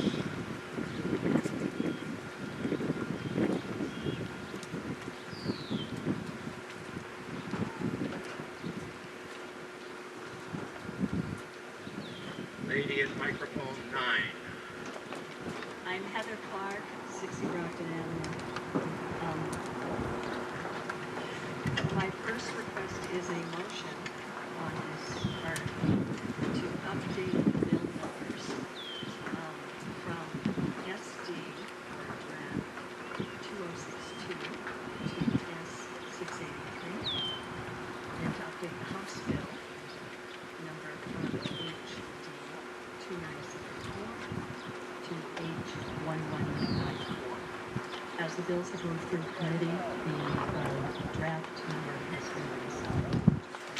All right, what I would ask is that you make a motion, which as I understand it, have those changes. Did you get the changes? The clerk will vote. All right, so I'm going to ask you to repeat the changes on what the bill numbers are, if you would, please. I make a motion to change the... No, I need... Oh. Just tell me what the two changes are, and then we'll have an overall motion.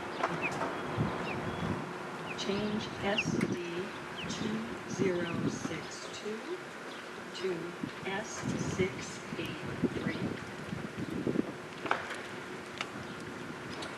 And change HD 2974 to H11994. With those changes, resolution beginning with whereas, will be a further resolved paragraph? I move the motion. That's your motion. Yes. We have a second for that motion. Okay, the motion is seconded. Have some discussion.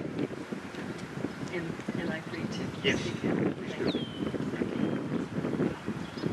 Like the majority of Americans, I believe that health care is a human right. It should not depend on who you work for or what your employer decides you should get in terms of health care. Our current system of health care coverage is simply not working. It is massively expensive. It is inefficient. It does not cover everyone. And even under the ACA, millions remain uncovered. Though we pay more per capita than any developed nation in the world, we have worse health outcomes. Even those with insurance are finding it increasingly costly to get immediate care. Some can't afford to use their insurance because of high deductibles, co-pays, co-insurance, and high drug costs. The threat of bankruptcy caused by medical debt is something that affects every one of us in this town, even if we have insurance. The majority of bankruptcies are caused by medical debt. The majority of those bankruptcies happen to people with insurance. Now we find ourselves in the age of COVID, a pandemic that has killed more than 100,000 Americans, that has driven the need for medical care up astronomically, and has devastated our economy such that millions and millions of people have lost their jobs and with it their health insurance at a time when it is most needed. Most Americans know this to be true, but what can Scituate do about it? This article is a start. Across the country and across the Commonwealth, support has been growing for single-payer Medicare for all, and the majority of Americans across the political spectrum support it. However, political gridlock in Washington has created tremendous challenges to getting anything through Congress. We in Massachusetts cannot wait for Washington to get itself in order. We in Massachusetts lead in healthcare. We do not follow. We have the opportunity to make these changes at the state level. Scituate is currently spending almost 8% of its total annual budget on health insurance, and that covers only a small number of people measured as a percentage of our population. This bill proposes a 7.5% payroll tax on employers with an additional 0.44% payroll tax for employers with more than 100 employees. So Scituate would pay just about 8% of payroll, not of total budget, to provide coverage to town employees. Additionally, Medicare for All would not charge different rates for older or sicker employees, reducing cost volatility from year to year. For aging workforces like Scituate's, this is especially significant.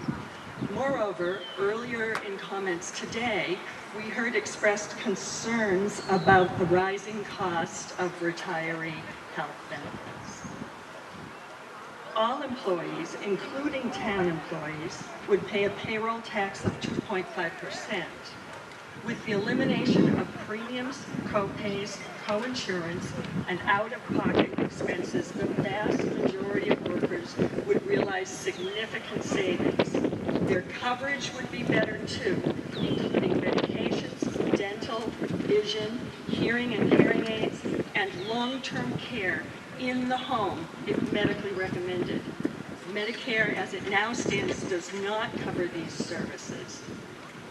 Massachusetts spends almost half of its annual revenues on health care. UMass economist Gerald Friedman predicts savings of 15.75% of our current health care spending in the state, about $21 million. That is savings that could potentially be used and made available to cities and towns, investment in infrastructure, transit, education, expansion of services, or other job-creating investments. The Town of Scituate resolution in support of S-683 and H-1194, an act establishing Medicare for All, is non-binding, but it sends a message to our elected officials that the current method of paying for health insurance is unsustainable.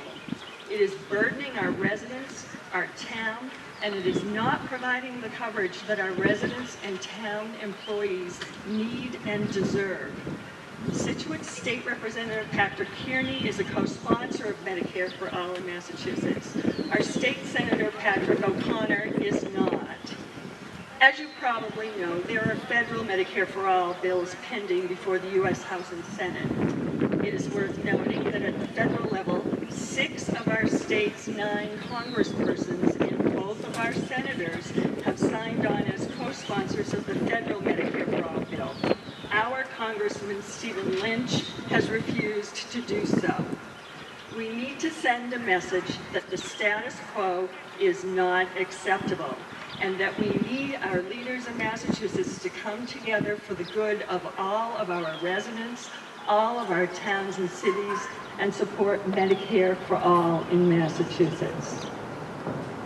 We know healthcare in this nation is a politically charged topic, but the numbers speak for themselves. I ask the members of our community to subject this article to the same level of examination and scrutiny that they bring to every article they consider. First, is this good for the townspeople of Scituate? Is it fiscally responsible for the town of Scituate? Will this allow us to plan responsibly for the future? And finally, and perhaps most importantly, are we doing things the way we are doing them simply because that's the way we've always done them? We are only one town. This is only one non-binding resolution, but we can lead change. I encourage my fellow members of the Scituate community to recommend a vote of yes on the article. Thank you. Is there further discussion on this article? Yes, sir.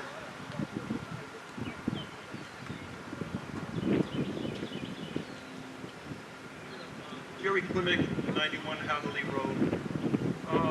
In order for me to vote on this,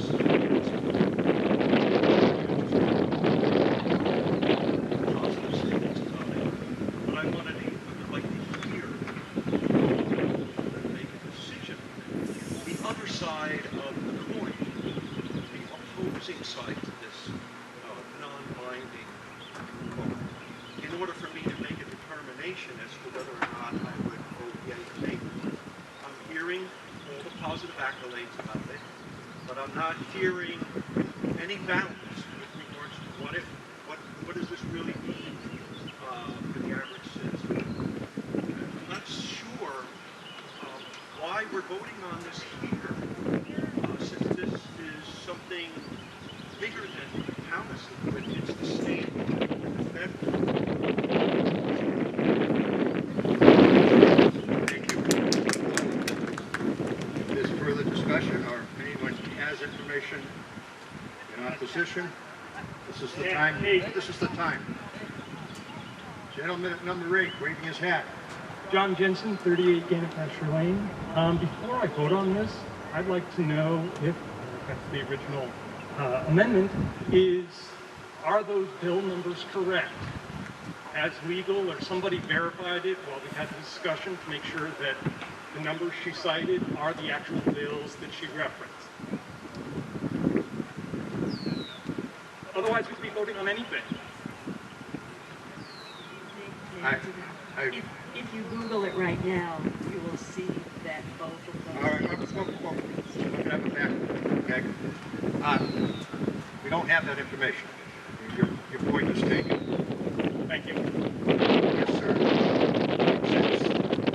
William Wimbo, 240 Country Way. As we voted this, as the state, it speaks for itself.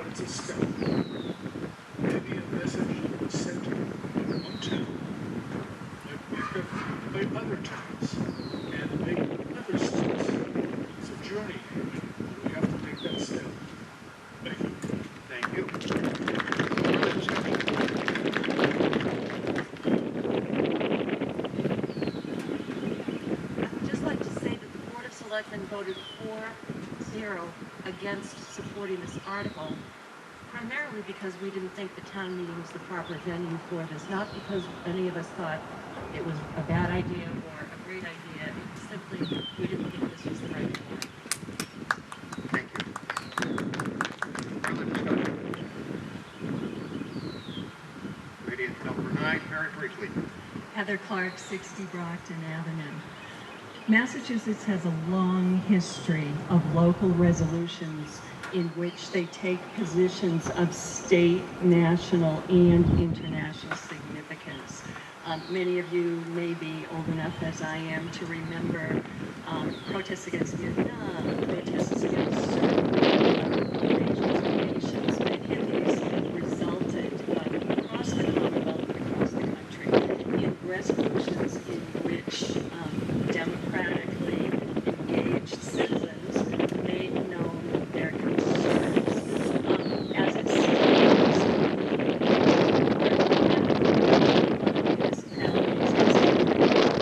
hundreds of cities and towns are this very step, simply in the process of voicing their democratic preferences. So I would also address one of the previous questions that came out in terms of the counter argument. The way we are financing healthcare now is the most expensive option. And there is agreement across the political spectrum and in all manner of economic studies that the most efficient way to achieve universal health care is through a single-payer system. Thank you. Mr. Kelly, you have something to add? Yes. Briefly, Mr. Kelly? The advisory committee voted in favor of this Article 5-3. Thank you. Yes, sir. Ben. Sorry. Mimi Stunning, 114 Grand Street. There is a precedence for addressing this at town meeting. About 5 years ago, the town voted to pass a resolution to undo Citizens United. We became the 176th town municipality in Massachusetts to do so. And I think history has borne it out. This Citizens United introduced a whole era of corruption in politics. And with our support, that is being addressed. So I heartily recommend that we do this, but there is a precedent that we do support this measure. Thank you. Thank you. Ms. Canfield?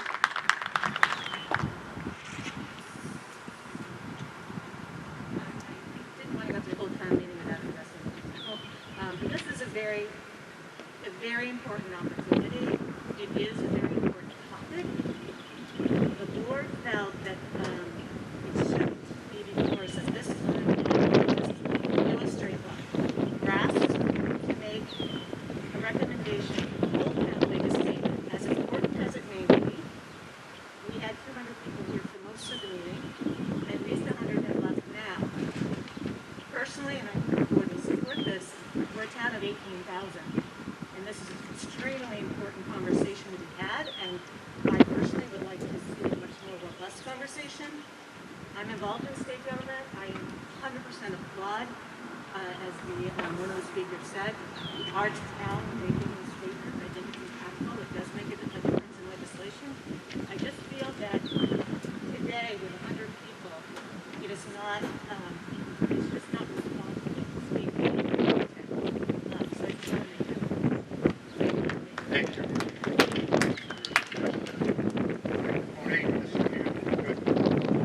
Yes, sir. You're speaking again. 3 minutes. Decisions recommended by the board of president. I've been attending 50 some odd town meetings over the years, and I remember very clearly some of the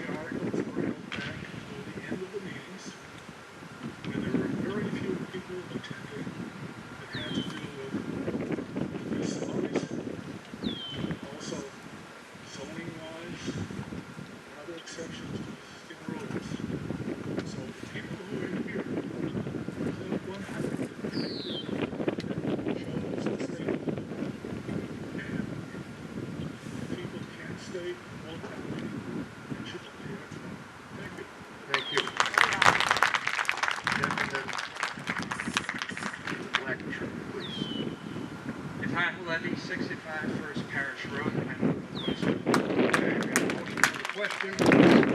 Any further debate? Why is it a third vote? All in favor of approving the question, say aye. Aye. Those opposed? I declare it to be a 2/3 vote. 7 people want to challenge that, standard passed. Okay, we're going to go to a vote on the resolution as presented in the motion. All those in favor of the resolution say aye. Aye. Those opposed say no. No. The ayes have it, and the resolution is adopted. Now, I have one more piece of business before we can leave. I'd like to recognize everybody that put a lot of thought and effort into putting this meeting together. I think it's been very successful. It's been very safe, and we have people to thank for that. The Department of Public Works, school custodial staff, IT people who set up all of our speakers, facilities department, the town clerk. The town clerk has had a busy 2 weeks, and I think it's fair to say she's beaten the COVID. And the town administrator. And let's remember, despite everything that's going on here, we've succeeded in getting this done. There's no motion before the body. All of the business of the meeting is concluded. I declare the meeting dissolved. Pardon? Order? Yes. I wanted to understand, did we just approve the entire item or just her amendment to change the numbers of the articles, or the numbers of bills? We approve the entire article with the new numbers. Thank you. Meeting is dissolved.